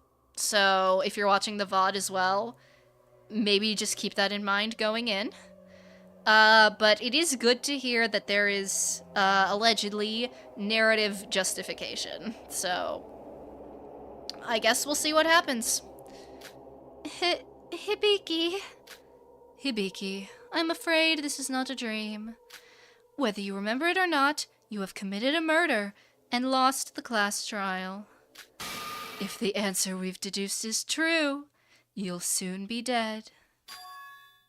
What? Die? Me? but that's a bit weird. I haven't done anything. Come on, guys. Kanade? Say something to them. We could never actually kill someone, right? Kanade? Don't just stand there. Please. Sneeze. Help me. Like you've always done. Like when we were young. Sis, when something bad happened, you were always there for me to take care of it. I'm sorry if I was being harsh to you. I apologize for everything. Just help me. Kanade ultimately lost the trial. Even she can't help you in this situation.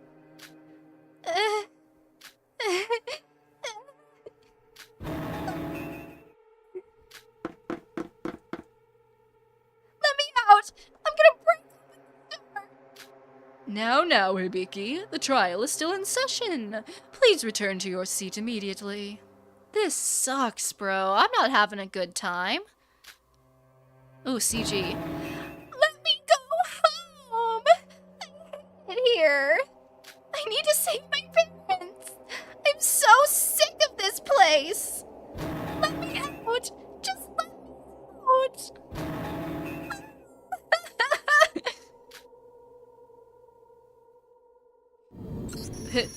Hibiki. Hibiki, calm down. I wonder. Shoba, you can't just say that.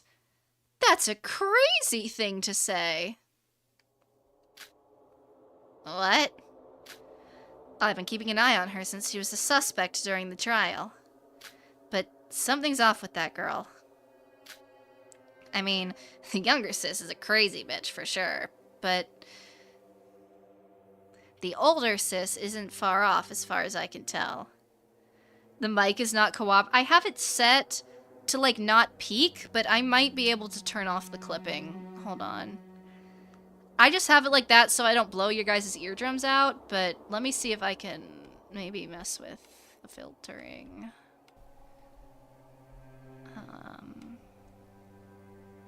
Because I suspect there's going to be a lot of crying happening.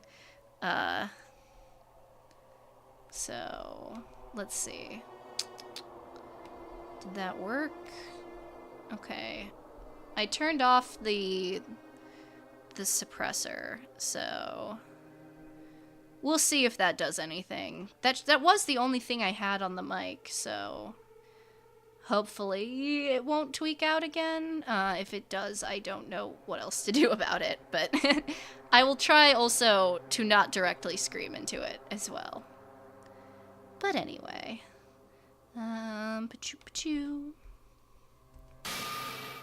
This is a warning. If you don't return to your seat, you will be severely punished. Shut up!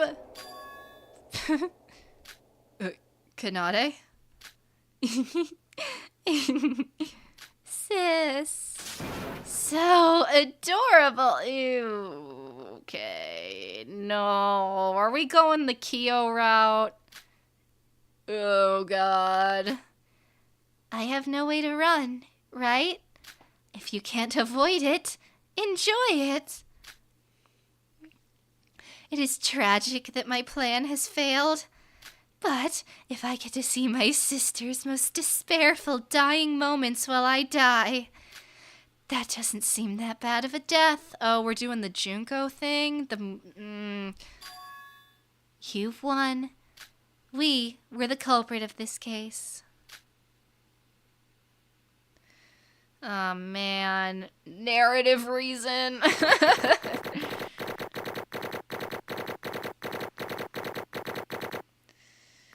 Well. Rank D? Rank D? Rank D is... Okay, I mean, I didn't do great. Hold on. But, like, rank... This game is so mean. This is the hardest grading system I have ever seen, bro. I had a couple bad mini games, but half of those weren't entirely my fault. This is so sick and twisted. Hold on, I gotta add up my grade. 200, 180, and then another 80.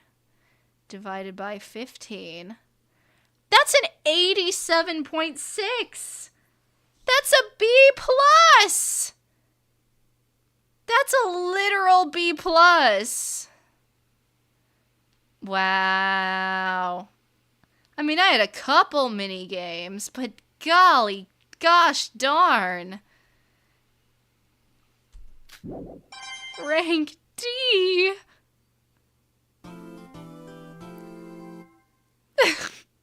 Thank you for the donation, but that is just rubbing it in. Man. We have to get at least C next. See, I want to say we have to get at least C next time, but I'm sure the next trial is just gonna be harder. So, whatever. It's fine. It's fine. Thank you for my money. And Teruya's skill. It's good that you've resolved everything, but this silence. Oh, now that you've reached an answer for real this time, it's voting time. I swear if it gets interrupted again, I'm going to quit this job. Ahem. Anyways, vote for the culprit with the switch in front of you. Since the answer you've deduced is a double culprit, which is a first in Danganronpa history, I've specially prepared a panel marked Otonakoji twins on the voting screen, just for this occasion. If you truly believe that the two of them are the culprit, vote for that panel. Capiche?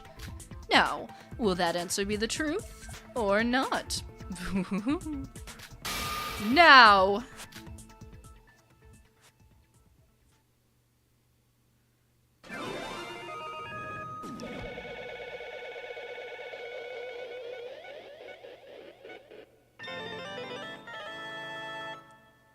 Bling, bling, bling.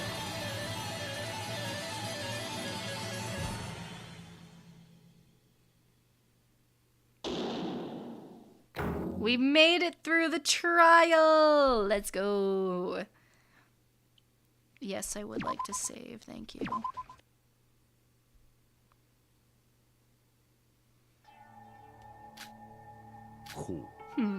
The real culprit, who murdered Setsuka Chibikuro, was Hibiki Otonakoji and Kanade Otonakoji. Correct! You've got them both right. Wow. So they really... They're both the culprits? To be honest, when they stabbed them together, I had a hard time determining what to make of it.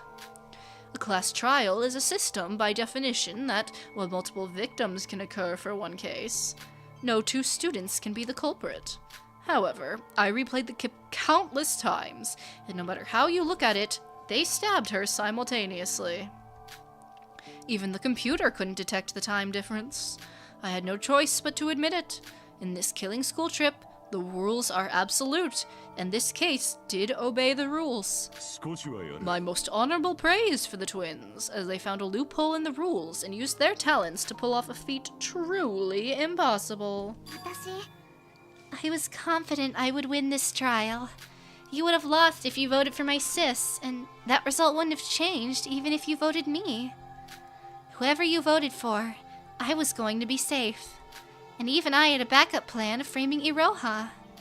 But for this plan to fail, I truly did not expect this to happen. Yeah, she kind of got screwed over by plot armor more than anything else. It seems like I underestimated both Shobai and Sora. She's right. We contributed nothing to this trial. If it wasn't for those two. Honestly, I was mentally prepared for Shobai. I can estimate the threat level of a person immediately at first glance. And ever since our first encounter, I've always been cautious of you. But Sora, what are you? I'm the protagonist, baby.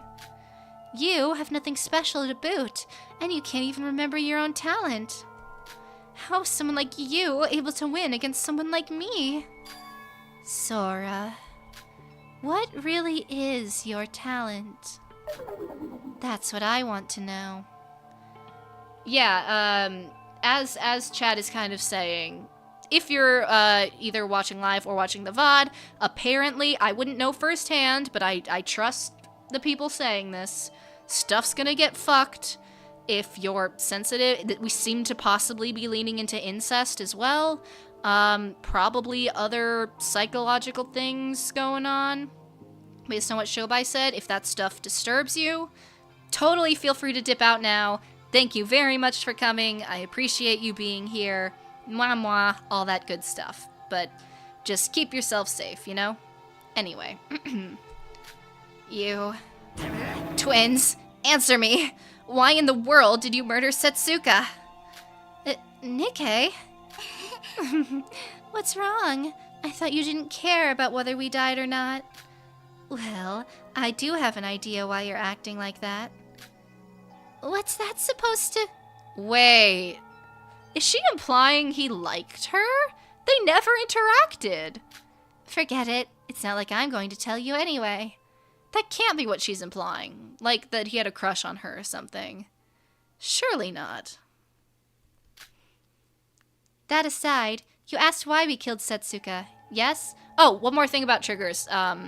I will put a list in the description of when this goes up as a video of all the major content warnings. So if you're watching the video and you want to check, read the description. Kanade, I can understand maybe, but Hibiki was very intimate with Setsuka. Why did Hibiki help murder Setsuka? Don't you get it, bro? They're voids. Both of them. Obviously, that's the only logical reason. It happened last time, and the one before.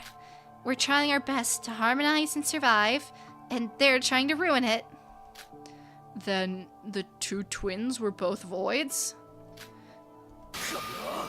Is that really how it is? Speak up, Hibiki. Kanade? I kinda don't think so. Because the numbers actually work out very well, if that's the case. Because a void will probably kill Chapter 4, so then we'll know 4 of them, and then there's only one left, probably for Chapter 5. And then there you go. It actually makes the numbers work out quite well.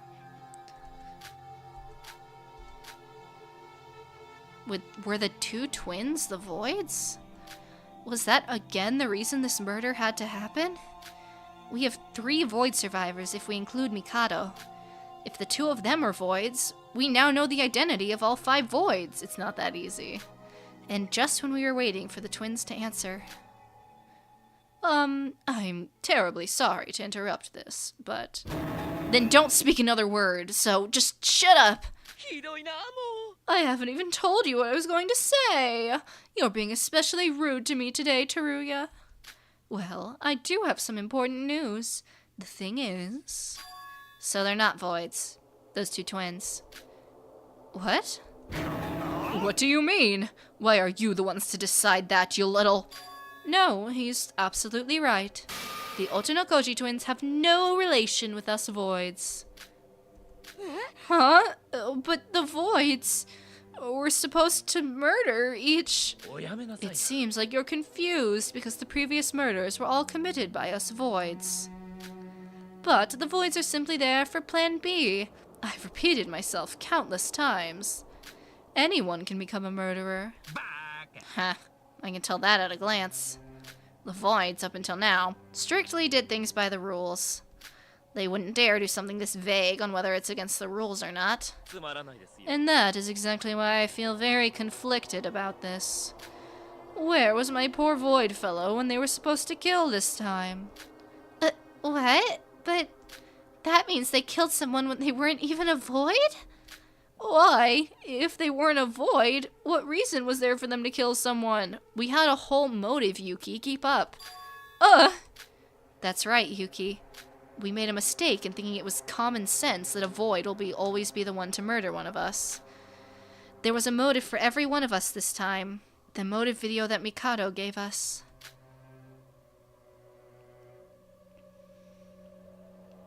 That's right. Even I'd forgotten about it. The blackened of this case not only gets to escape the island if they win, but they also get to know the ending of their motive video. Oh yeah, they'll get to see that even before they die. Wasn't that the specification? The motive video I saw didn't affect me in any way, but for the others, things were different. It even came up during the class trial. Hibiki and Kanade said their parents were in trouble in their motive video. That was their motive for this murder. Dang it. I should have been more careful. I was so focused on the voids that I forgot about something more important. Mikado, you! This is all because of you! Forcing us to murder each other with motives or whatever. I'll never forgive you. Excuse me.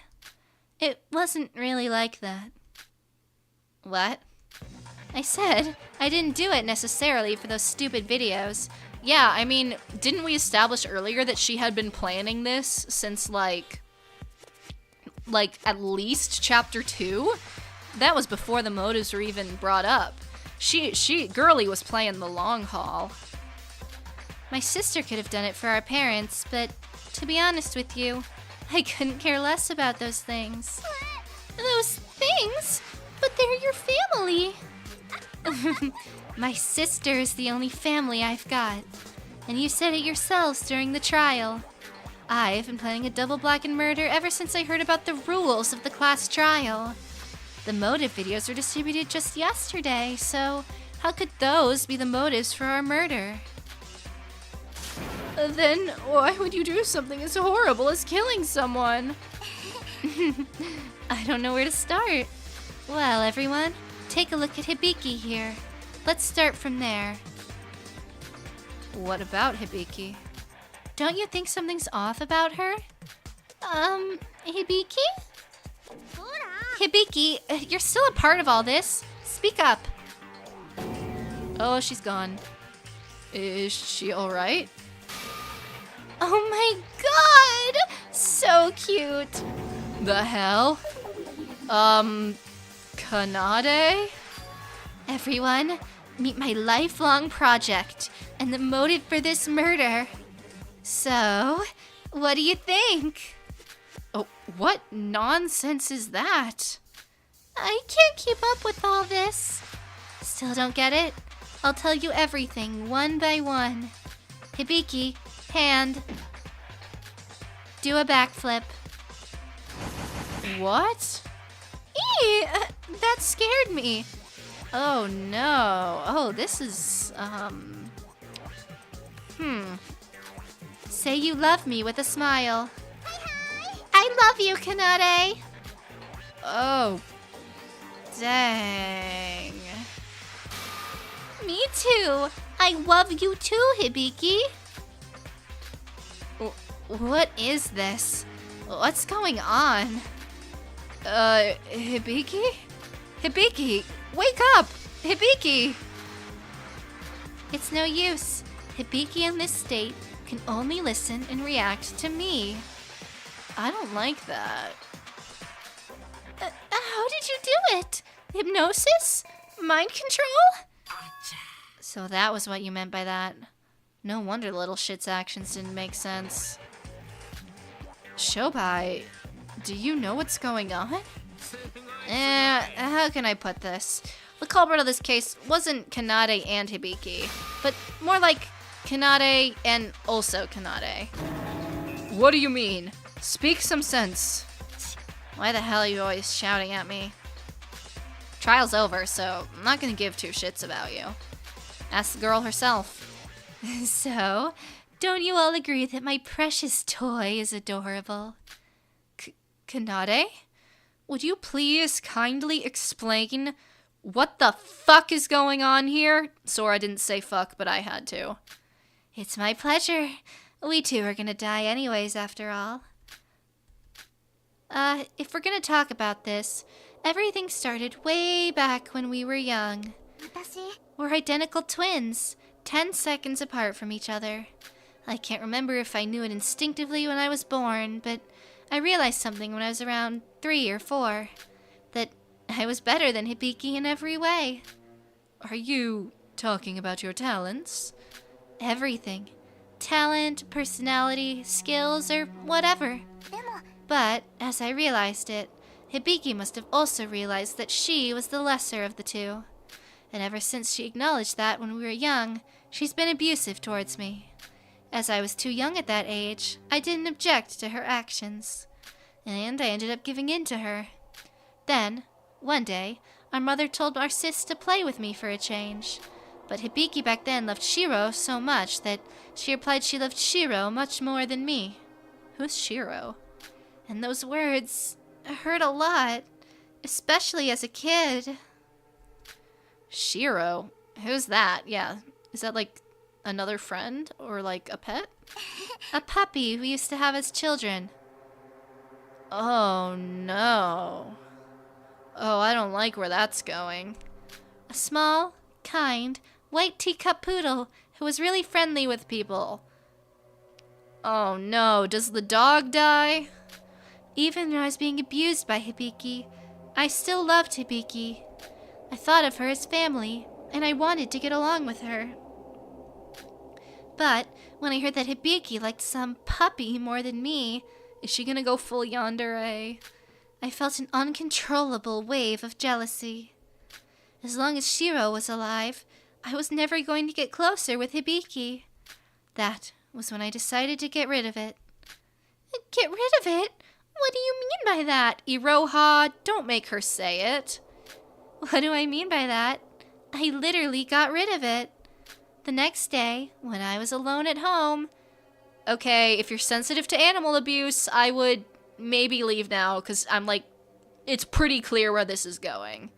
I don't know how detailed it's gonna get, but warning. I butchered Shiro with a kitchen knife and threw it away down the drain. Yeah, that's pretty brutal. What? You're kidding me, right? As small and wretched as that thing was, it was still a creature of life. That meant I had to cover up a lot of things to not get found out, but somehow it all seemed easy. Probably because I was a genius. After a while, poor little sis was frantically searching for Shiro, but alas, she wasn't able to find it. Of course she wasn't able to. What remained of it was probably just indistinguishable from sewer sludge by then. So you killed your sis's favorite dog to get friendly with her? Like hell that would work. You're out of your mind. I know. As soon as I realized I did something wrong, I did feel a bit guilty. But the reaction Hibiki showed afterwards soon got rid of any afterthoughts I had. Instead of bullying me again for the loss of her puppy, as I expected, She started to cry in my arms. "Kanade, help me. What should I do?" she cried. And that face of hers back then was the face of an angel more precious and adorable than anything I had ever seen. Since then, Hibiki turned into an extremely passive and weak state whenever she was mentally backed into a corner. And each and every time that happened, she cried to me for help and depended solely on me. That was when I started to train my little Hibiki. Train? Unbeknownst to Hibiki, I had schemed multiple mental shocks for her in secret. All high and mighty, abusing her little sis by the day. But in reality, she was being mentally tortured by her very own sister. Being mentally weak, Hibiki in her shocked state cannot even remember what happened afterwards. And now, even the innocent ignorance of her abusing her little sis without knowing anything about what happens off stage is so lovely that it drives me insane. And that's how I slowly but surely modified Hibiki to my taste. Ever since I was young. Jeepers creepers, that's awful! Oh no, oh no. Whoa, look at that bottom right one is crazy! I've tried out numerous methods, but the best one is to eradicate Hibiki's most precious person. Alright, so you're just straight up killing all of her friends. Wow, so that's why Setsuko was the victim. Like with Shiro, every time Hibiki made a close relationship with someone, I got rid of them, one by one. Ayumi, her best friend during grade school, got kicked from the top of the stairs, and now she's stuck in the hospital, paralyzed for the rest of her life. The nerve of that girl. Your sister feels sorta creepy, so we should keep away from her. Honestly, that bitch deserved it and more. Our middle school homeroom teacher that Hibiki had a crush on, I gave him an extra dose of muscle relaxant and buried him on a hill near the school. That pedophile pervert must have had indecent thoughts towards my precious Hibiki. So that was an act to save her from him. Even after we started our band, there was our recording engineer, makeup coordinator, our manager. I got rid of each and every person connected to Hibiki. And now, even the slightest of hardships will cause Hibiki to turn weak. She's more dependent on me than ever.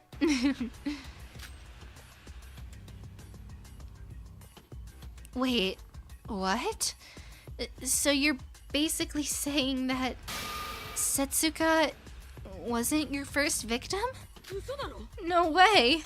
Unbelievable. Yo, what's your body count? Well, I don't keep track of everyone I kill. I guess around 60? 60? Super Simputer, thank you very much again. So in the end, there were 2 victims. I guess so. Man, poor Hibiki. That's so awful. I mean, I don't condone how horrible she treated Kanade, but like, that's awful. Alright, you win. Shobai! Shobai, what the hell? Alright, you win. What do you mean? I've only got 59, damn it. I mean, it has come to a point where I just get rid of everyone acquainted with Hibiki.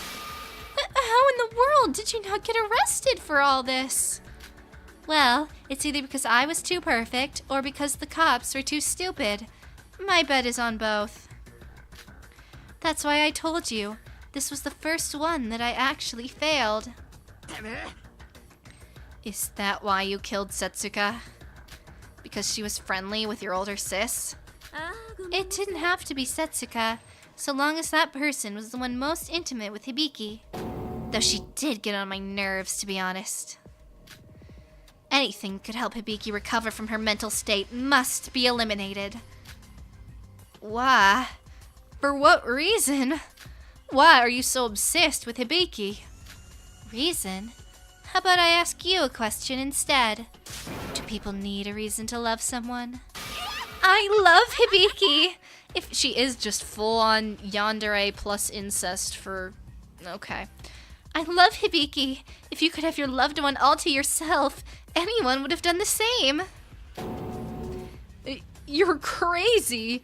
You're insane! At least everyone's, like, reacting like it's actually insane, at least. I mean, still... Oh man, this is crazy. I can't even hear another word from you. You don't deserve any sympathy whatsoever. Go to hell. Hold on a minute, Kanade. How does the story react to Hibiki acting like a puppet right now? I forgot about that part. I guess it was around the time I made sushi out of our coordinator? Girl, what?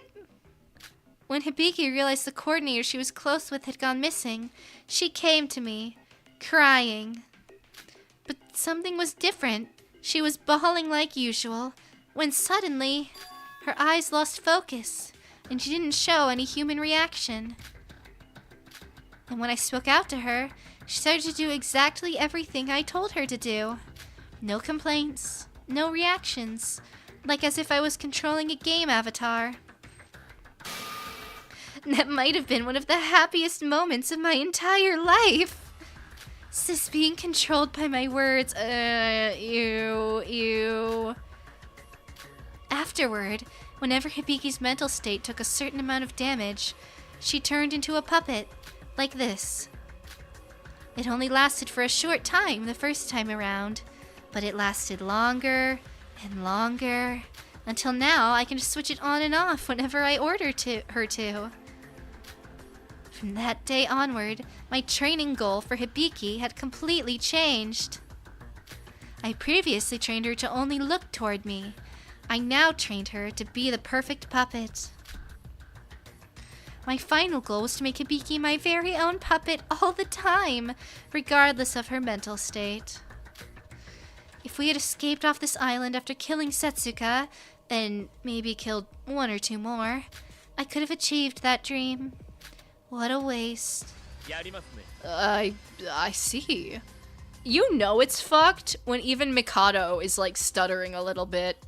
So that's why Shobai said the culprit was Kanade and Kanade again. Kanade did this to Hibiki, so that her sis could act as her duplicate and commit the ultimate perfect crime.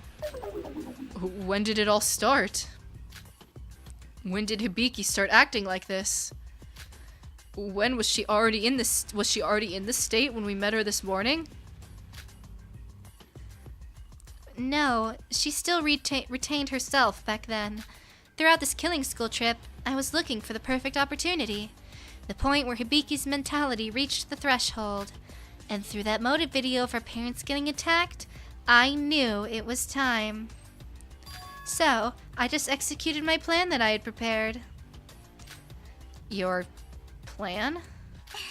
Now that I've already been revealed, there is actually one more place I used the blood packs for. What? As you've deduced, I woke up early and called Setsuka to the pool. Then I ambushed her from behind and knocked her out. And then I poured blood all over her unconscious body to make it look as if she was dead. Why do such a gross thing? So that Hibiki would snap, probably, and then they could actually kill her? Because that was the trigger that would turn Hibiki into a puppet. I immediately called Hibiki out to the pool and made her enter the place using my handbook. Our innocent Hibiki entered the pool and soon witnessed the fake crime scene. How would you react if you had just watched a disturbing video of your parents getting attacked the night before, only to see the bloody corpse of your best friend? As the person who controlled her mental state for years, I knew just how much mental damage it took for her to become my little puppet. The consecutive loss of your precious ones. The scream that my sis yelled.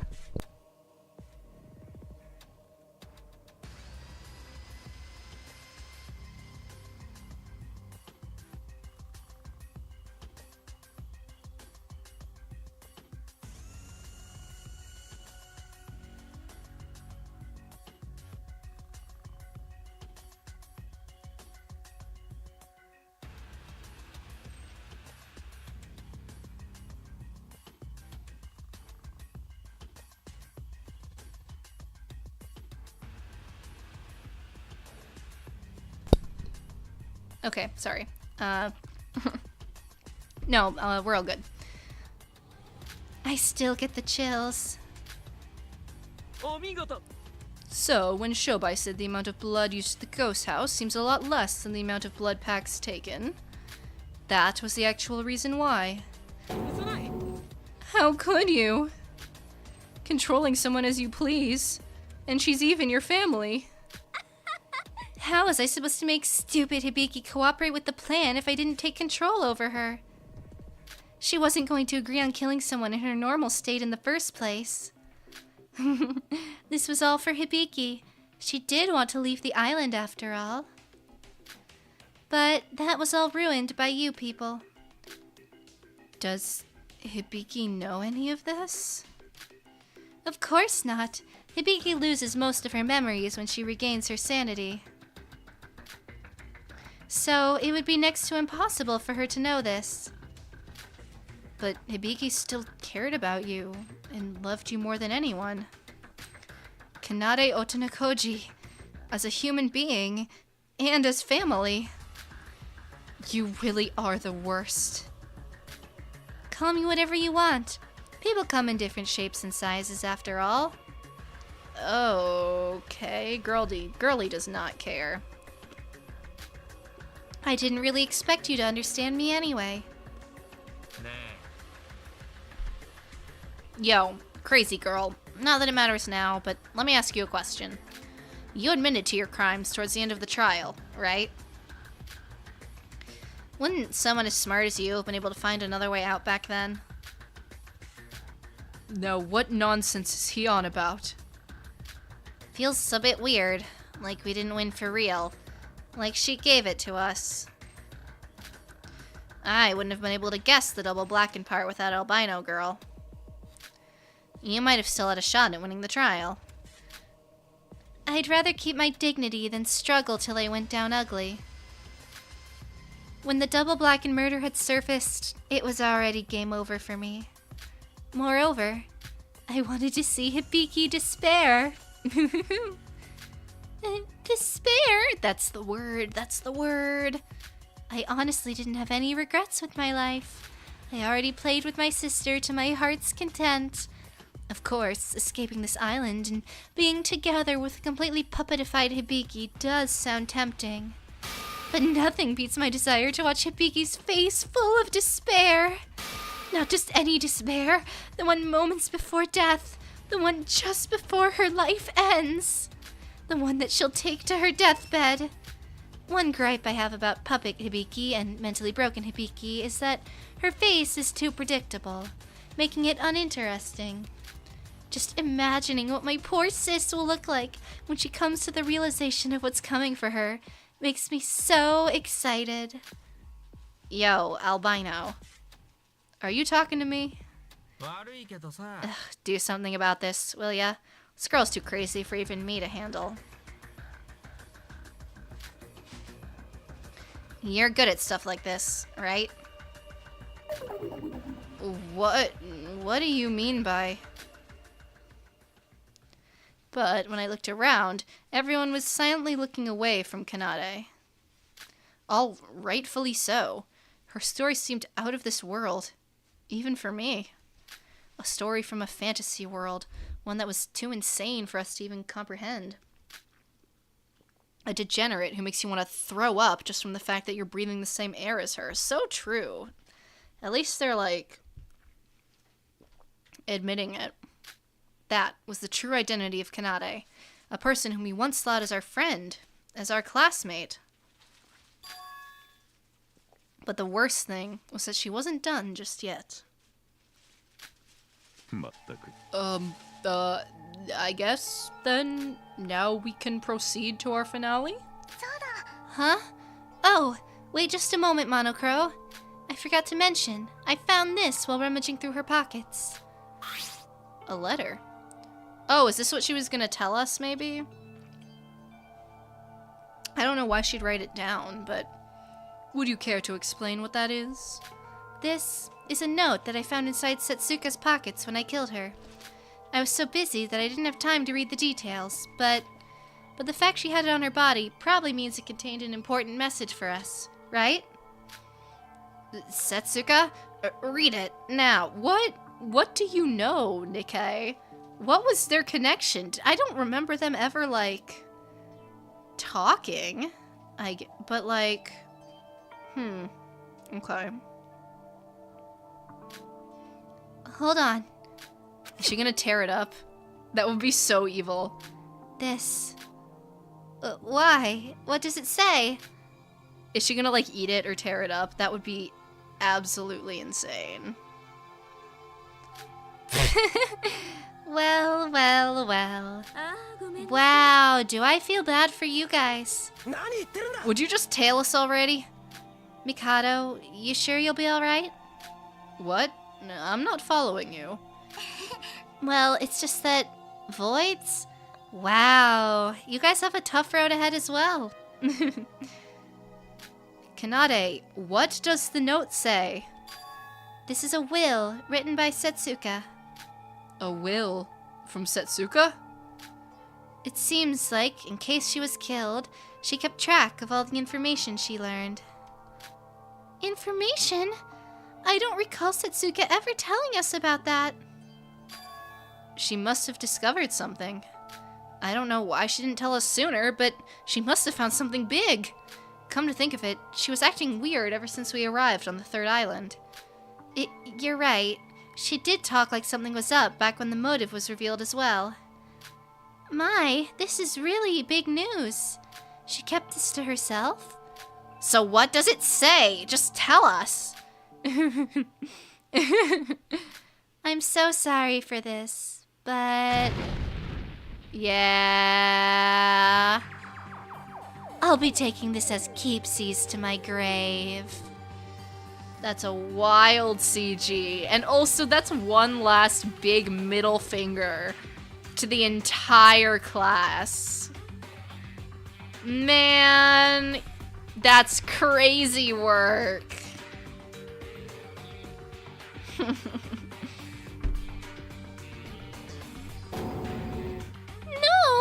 Setsuka's will! Put it out! The info! Bro! We're too late. A note as small as that burns out in a matter of seconds.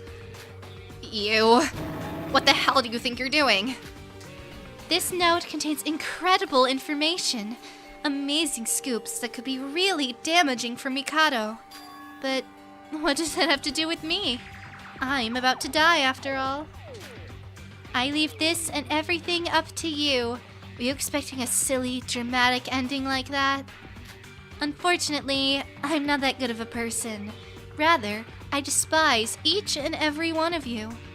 You ruined my perfect plans of escaping this island with Hibiki.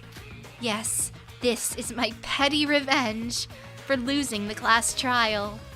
That's crazy! I like that, though. I think that's just one last F you to everybody is for losing the trial. I mean, that's petty as hell, but, like, I can't say I don't understand.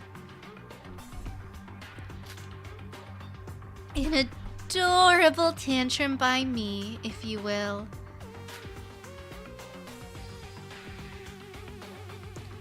No, it turned to ash. Oh god, no, please. You're being awfully persistent, Nikkei. Boy, do I wonder why you're acting like that. You little... Yoruko, calm down. Violence is against the rules. Now I can finally die without any regrets.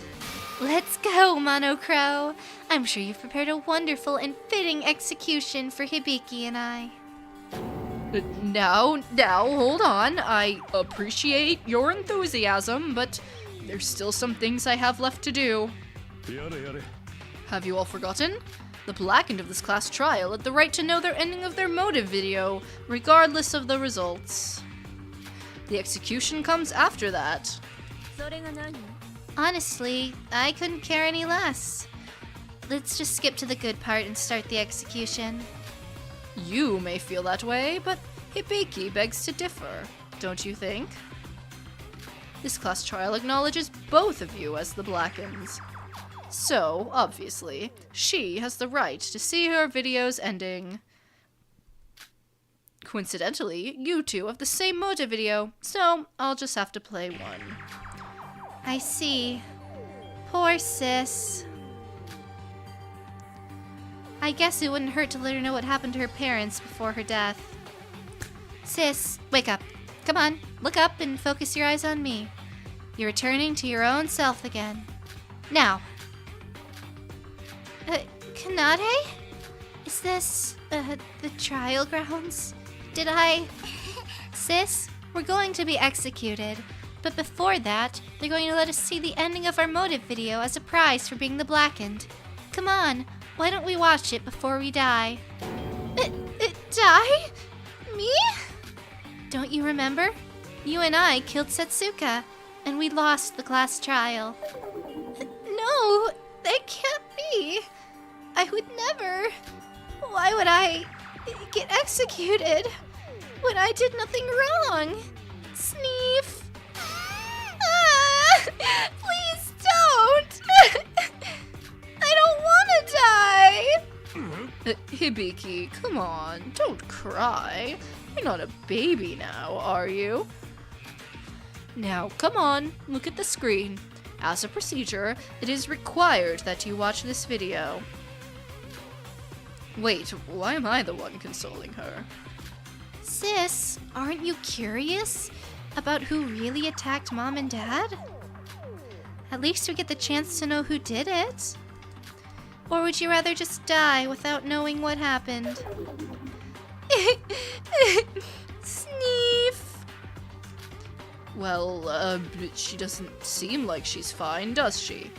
Well then, we'll just start the video.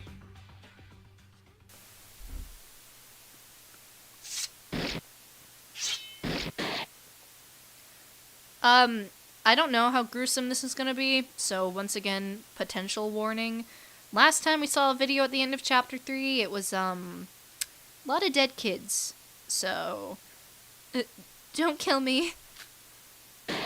Oh. Why would you... The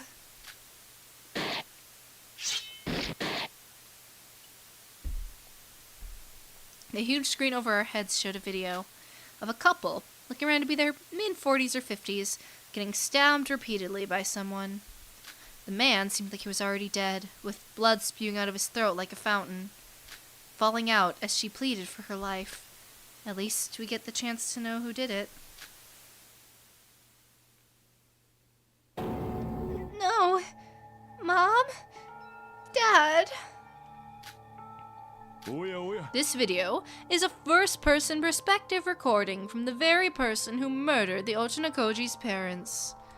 Being recorded on a cheap camcorder, the quality isn't quite something to write home about, but... I can't watch any longer. This is too horrible. Monochrome. Mikado, who really are you guys? How did you get the footage of the twins' parents being murdered? No, not just that. Even the motive videos. How did you get your hands on those? Well, do I really need to answer that? Wait a minute. Now for the climax. The identity of the assailant will now be revealed. I'm sure you're more curious than ever, dear Kanade and Hibiki. So, let's find out who done it, turns to Mikado.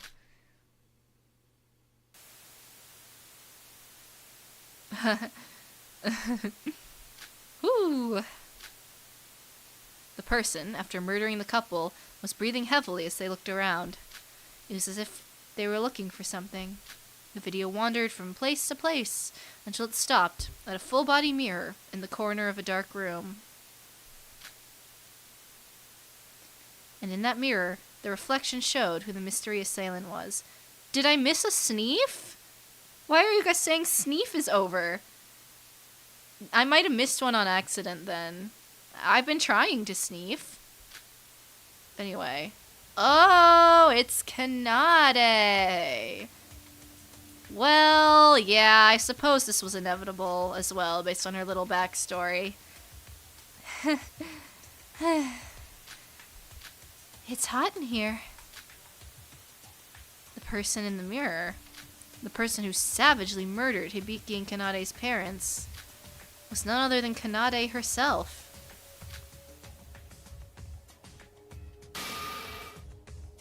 What? Kanade? What's going on? You even killed your own parents? You're kidding me, right?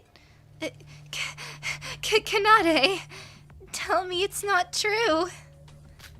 It was you? You killed Mom and Dad?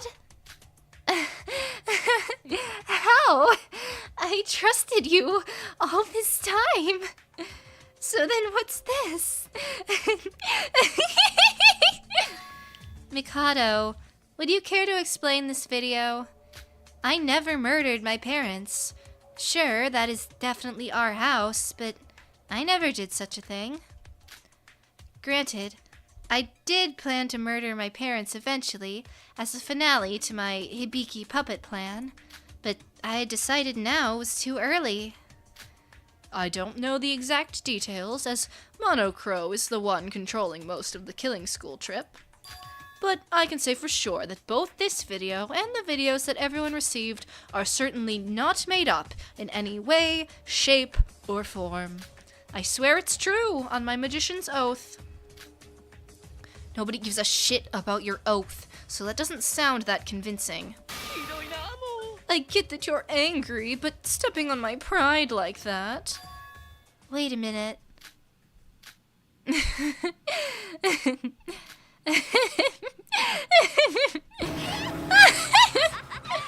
So that's it! That's how it was all along! Amazing! I never would have guessed! What a twist! What's up with her? Wow! What a shame! For real, what a shame! To not see the aftermath of this after getting to know such a big secret? And that's where the video ends. It, seems like you've realized something, Kanade. Oh, don't you worry. I won't spoil anything for the rest of you. Hibiki and I will take the secret to our graves. Students, I know this isn't the time to interrupt, but it is already past midnight. The trial is almost over. You want to get a good night's sleep for tomorrow, right? Nobody is sleeping tonight.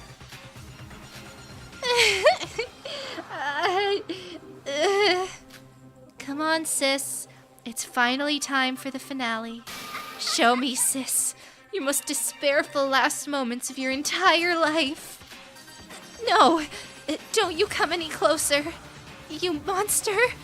I don't want to die. Why should I be the one to go? I didn't do anything wrong. Now, I've prepared a very special punishment for the ultimate vocalist, Hibiki, and the ultimate guitarist, Kanade Otonekoji. Alright, y'all. Execution time, you know what that means. Content warning for probably some really messed up stuff. So, just take care of yourselves. If you're watching the VOD, check the description if you need that. But, alright. Well, here we go. I've come this far. Hibiki! Get away from me! Somebody help me! For this case, since there were two blackened, we're going to have the same execution for both of you. Sora! Help me! Nikkei, Iroha, Yuki, Shinji, Yuruko, just anyone! Save me! Now, let's do this. No!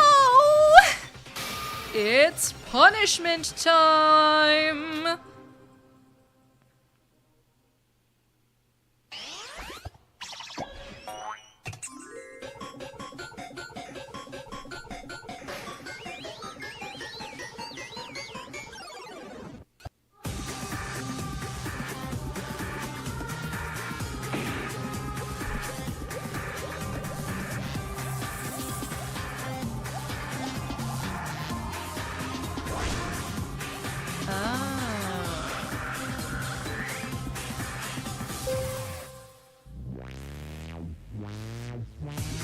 Melody Rhythm Final Death Concert.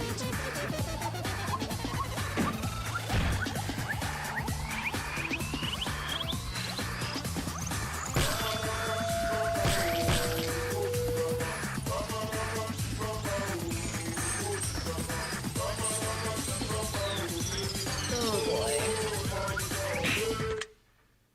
Oh!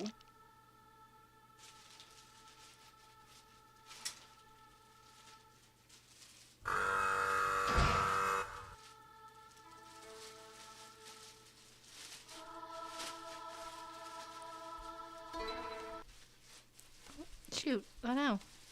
Oh no, why did it... Oh, there we go.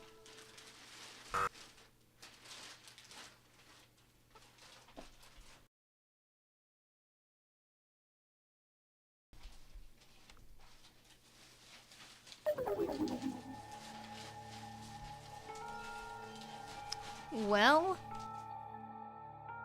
that just happened.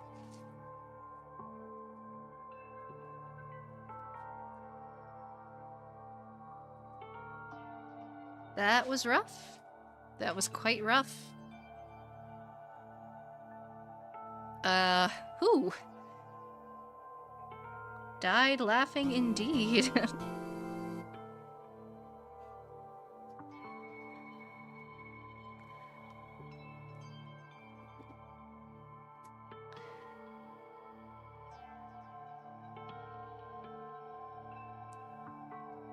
Sorry, give me 1 sec.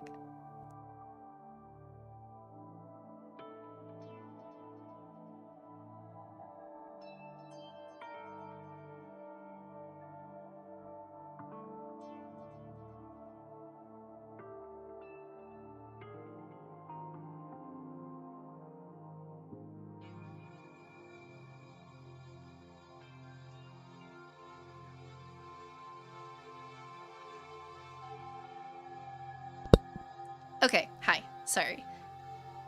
No, I was not eating in the middle of the execution. I was moving something around that had plastic wrap on it.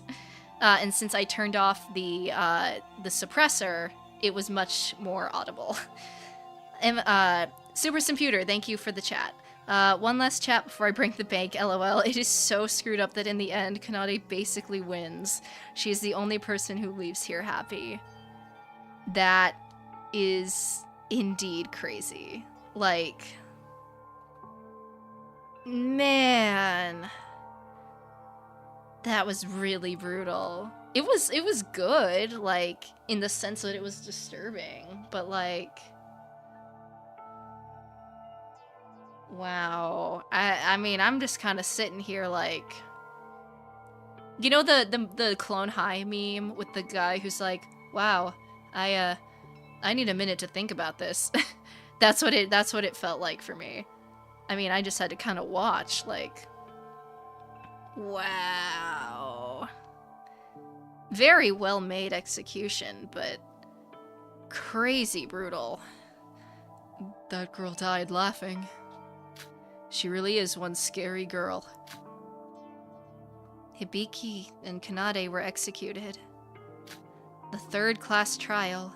The third execution. And so, another 2 have left us. Even though the execution had ended, nobody spoke a word. Perhaps it was because Kanade rattled us till her very last moment? Or maybe, after 3 repeated defeats by despair, that is reality. We had lost even the strength to open our mouths. Sean Resendez, thank you for the donation. Unfortunately, I knew this twist. The whole reason I found the games was because of Kanade. Someone made an AMV of her insane CGs. Oh, I'll bet the edits for this character go crazy. I mean, it's the crazy ones that always get the best edits, and she had a lot of wild CGs, like,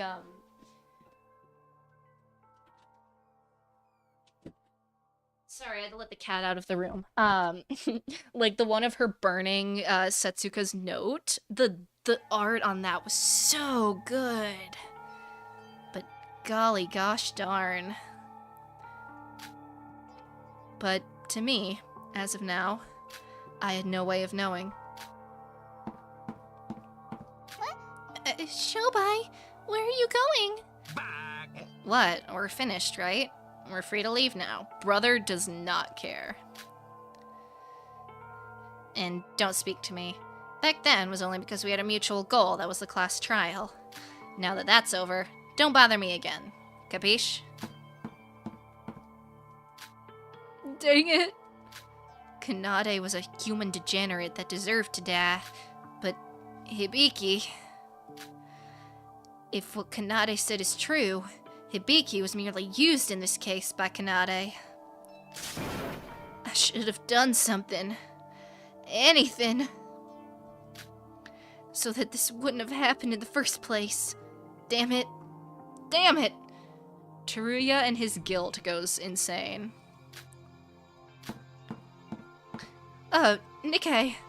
He's gonna be so mad. Kanade. What a person she was. Now that's a person who I call worthy of being a void. I really do hope the other remaining two learn a thing or two from her. I honestly don't have the strength to yell at you. Just leave us be. Oh dear, did I hurt your feelings? Well, I'm terribly sorry. But yes, as Monokuro said, it had become terribly late. And Shinji, you're right, we should all go take a rest. If you ask me, I don't feel quite good about this as well, although for a different reason. Well then, if you'll excuse me.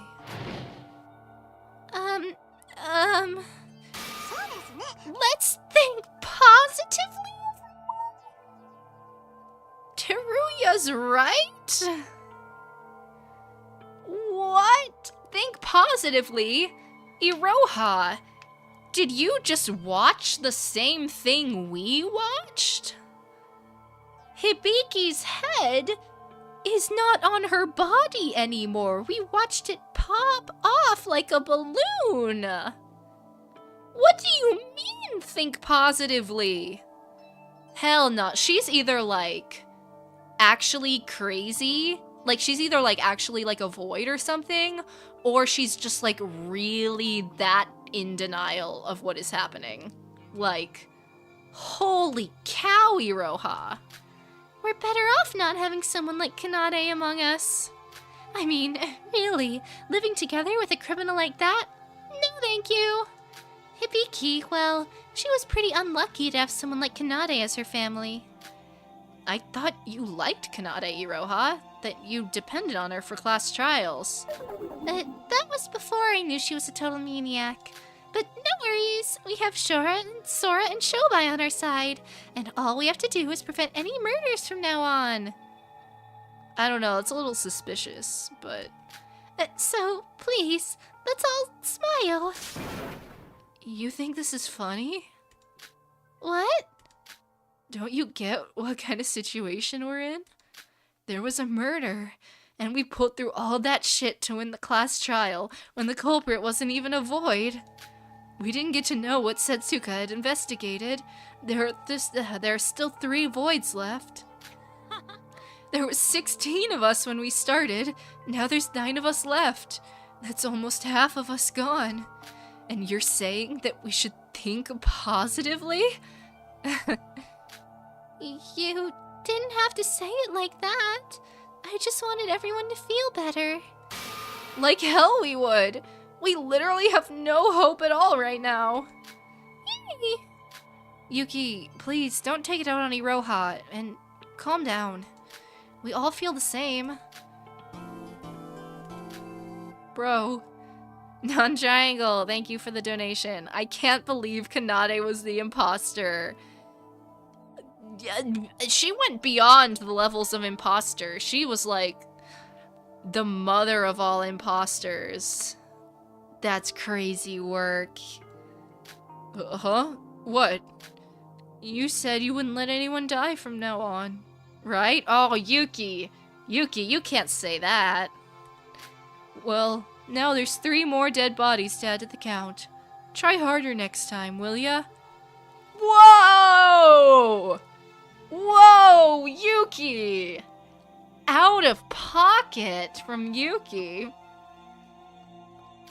That's a and then he leaves? Okay, but like, aura for that. But still, bro. Yuki! Why is he like that? Why is everyone bullying me? Iroha, would it kill you to read the mood for once? But... I'm sorry. Shinji, why did you let Yuki act like that? Because he's right, in every way. I didn't keep my promise. No wonder he's acting like that. I'm such a loser. I'm kind of surprised Shinji's still alive, I'm not gonna lie. Sora, why are things turning out this way? What did we do to deserve all this? I'm just so tired. Don't worry, wifey, we'll protect you. No. Don't worry, Gas. Teruya? I'll find a way out. I'm an executive at the Kisaragi Foundation. The Foundation, no matter what, never lets despair get away with things. I will protect you, no matter what it may cost. Whatever it may cost. Oh no, don't say that. Please, Teruya, please.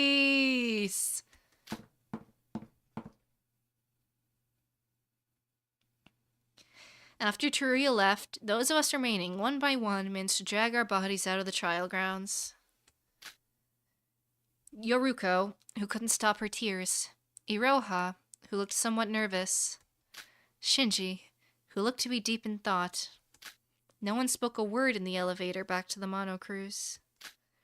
This was a class trial more tiresome than ever, and it looked like it's only going to get harder from now. What were we supposed to do? Sorry, Daisanity's comment. At least my pookie wookie bookie husband was been spouse blouse baby girl Nikki Nomiuri to carry my mental state during the game. I laugh because that's how I talk about my faves too. I can't even judge. First thing I did when I arrived at my room was to throw myself onto the bed.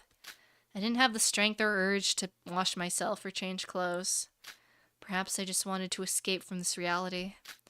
I was almost at the breaking point. I was only trying to act patient for the others who were in despair. I also wanted to cry my heart out like Yoruko. It felt painful.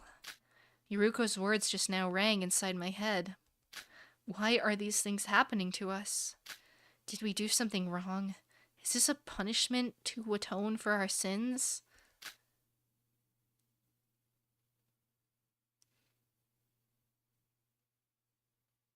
I had no idea.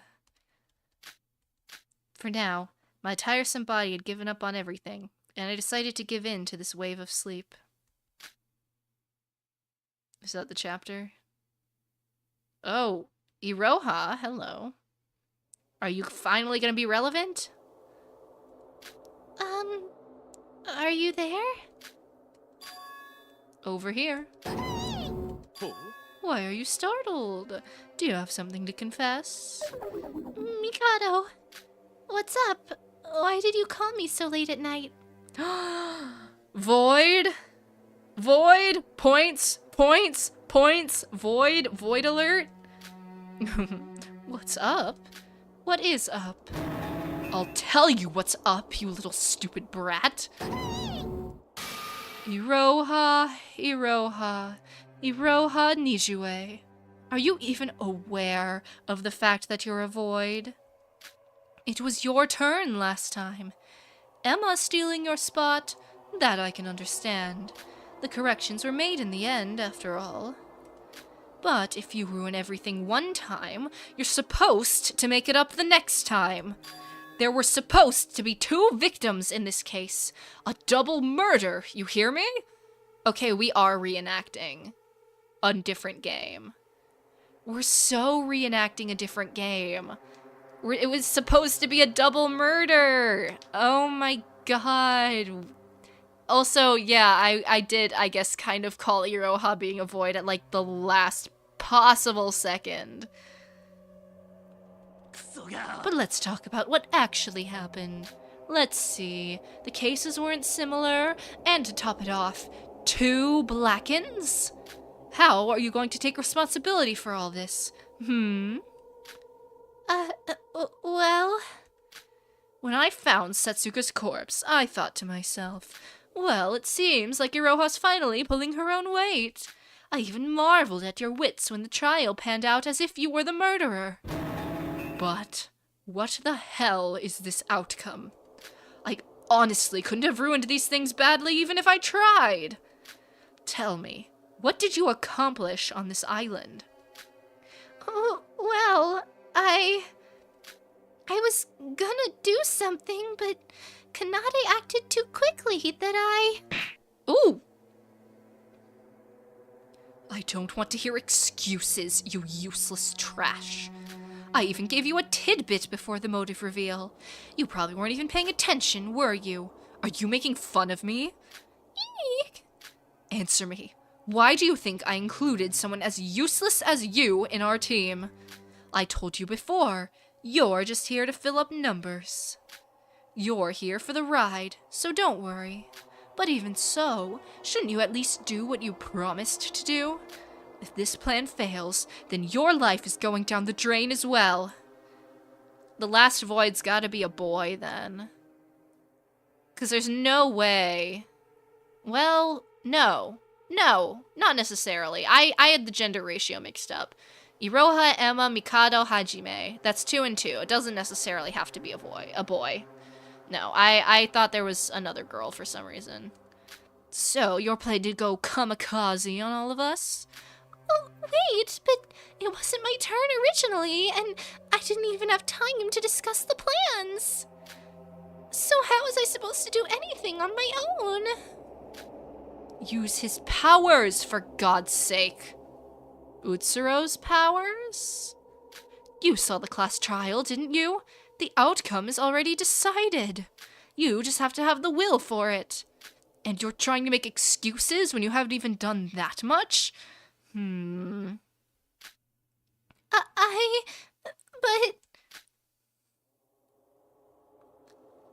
なんちゃって Very well. As much as I'm disappointed in you, things didn't completely go south. It's still not too late, so I'm giving you another chance. Think of it as an act of mercy. For I am very forgiving. Next island. You're in charge of the murder there. What? But... Relax. There's nothing to worry about. Everything will go as planned under his protection. You just gotta wish for it. But the next island, it's that person's turn. So I think I'll just... That person? やれやれ You really think they're still on our side? Just how stupid can you get? What do you mean? The damn brat betrayed us long ago. Didn't you notice something was off ever since we arrived on this island? Huh, trying to ruin everything. I've already noticed it, and I'm wondering what punishment I should give out. I'm not doing this to you without any reason. Believe me, if that person was on our side, of course I'll ditch you and leave everything to them. Stats-wise, they're far superior to an idiot like you. Probably Yuki, right? So it's just me and you. Now you get why things are getting serious? If you've understood, follow my orders. If you do so, you, me, and every one of us will regain happiness. Well then, I have high expectations for your marvelous murder case. Don't let me down. But I... ほう What's the matter? Wait, don't tell me. You wouldn't dare think of backstabbing me like that brat, would you? No, I would never. Just do it. It isn't that hard. You'll only have to wait just a bit longer. After all, the day of his resurrection is almost here. Utsuro, it's gotta be Utsuro. Now, this is the end of our conversation. If we linger any longer, someone like Shobai is bound to find us, so you should head back. Okay, that was the other person I was considering it being would be like Shobai, but since he just mentioned Shobai, it's definitely not Shobai. If I were you, I wouldn't dare think of betraying us for your own good.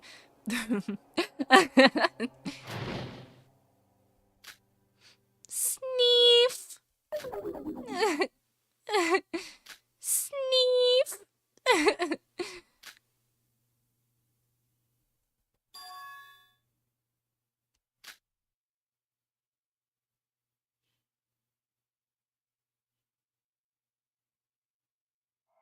We ended the chapter on a sneef. The girl who looked in the evil abyss.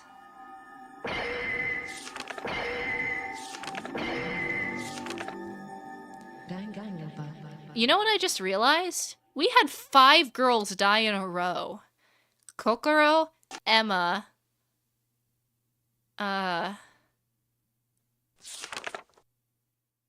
wow. Sorry. Kokoro, Emma, Setsuka, Hibiki, and Kanade. So it's gotta be a dude next, right? Uh-oh. But yes, I would like to save. Alright. Alright, we're not doing that today. Let's go to the tier list.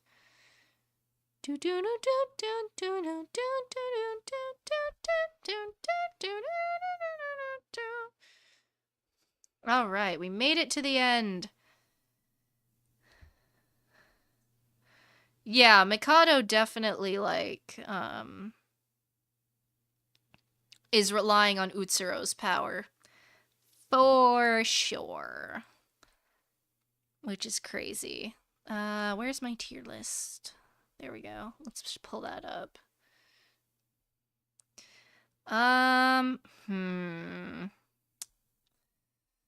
Okay.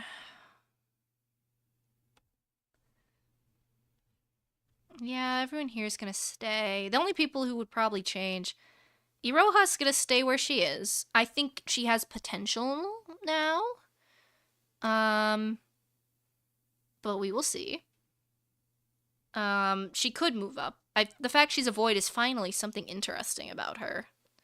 So, I guess I should have seen that coming, to be honest. I should have had more faith that they would make the least interesting character at least have something going on. So, I'll give it that. Setsuka's gonna stay there. Nothing about the trial really changed my mind on that. Hibiki's probably also gonna stay where she is. The real kicker is indeed Kanade. And I don't know where to put her. Because, like, on the one hand, she is absolutely deplorable in every way. But I mean, the game doesn't try and justify that. But, like, did it need to go that far? I don't know. I really gotta think. But she, like, yeah, maybe we do put her in the Kanade tier.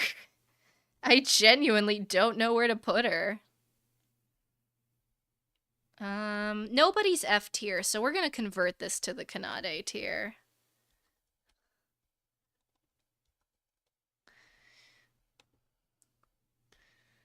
We'll make it pink if they, yeah. For the aesthetic. There you go. She can go in, like, her own little jail. Yeah. Okay. I'll have to think about that. Everyone else is probably kind of staying where they are. Should call it hell. Well, that's definitely where she is right now. So, is everyone else gonna stay? Okay, Shobai's going up to A. Actually, you know what? He's gonna go. Ooh, I don't know. I don't know where I'm gonna put him in A because he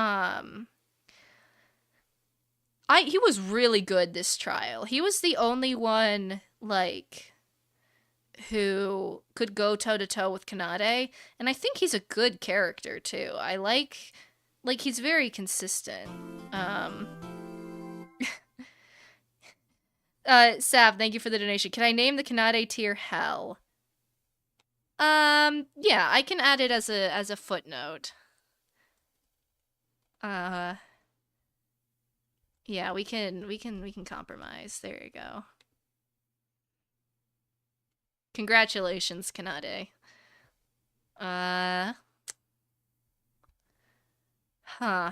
Shobai, though.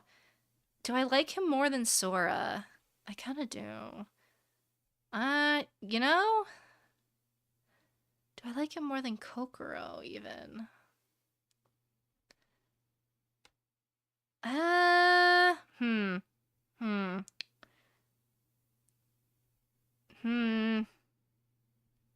Kokoro was also kind of the GOAT.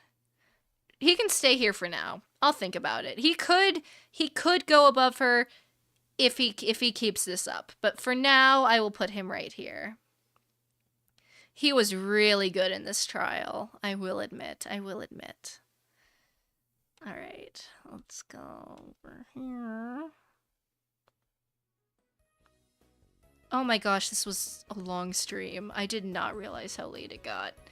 I did not think the stream would take... I thought 4 hours would be pushing it, but here we are. Very fun, though. Very fun. Not the perfect trial. I do have a couple hang-ups with it. Mostly, it was a little too number crunchy for me. But like I said earlier, the character stuff was just fantastic. This was easily the strongest trial for character. In my humble opinion, at least. Very good. I don't know if this was my favorite trial in this game yet. I'll have to think about it. But yeah, it was quite good. So, we will be doing 100 Line on Saturday. I would like to thank... We'll do more SDRA2 next week if all goes according to plan. Yeah, I think that's it for now.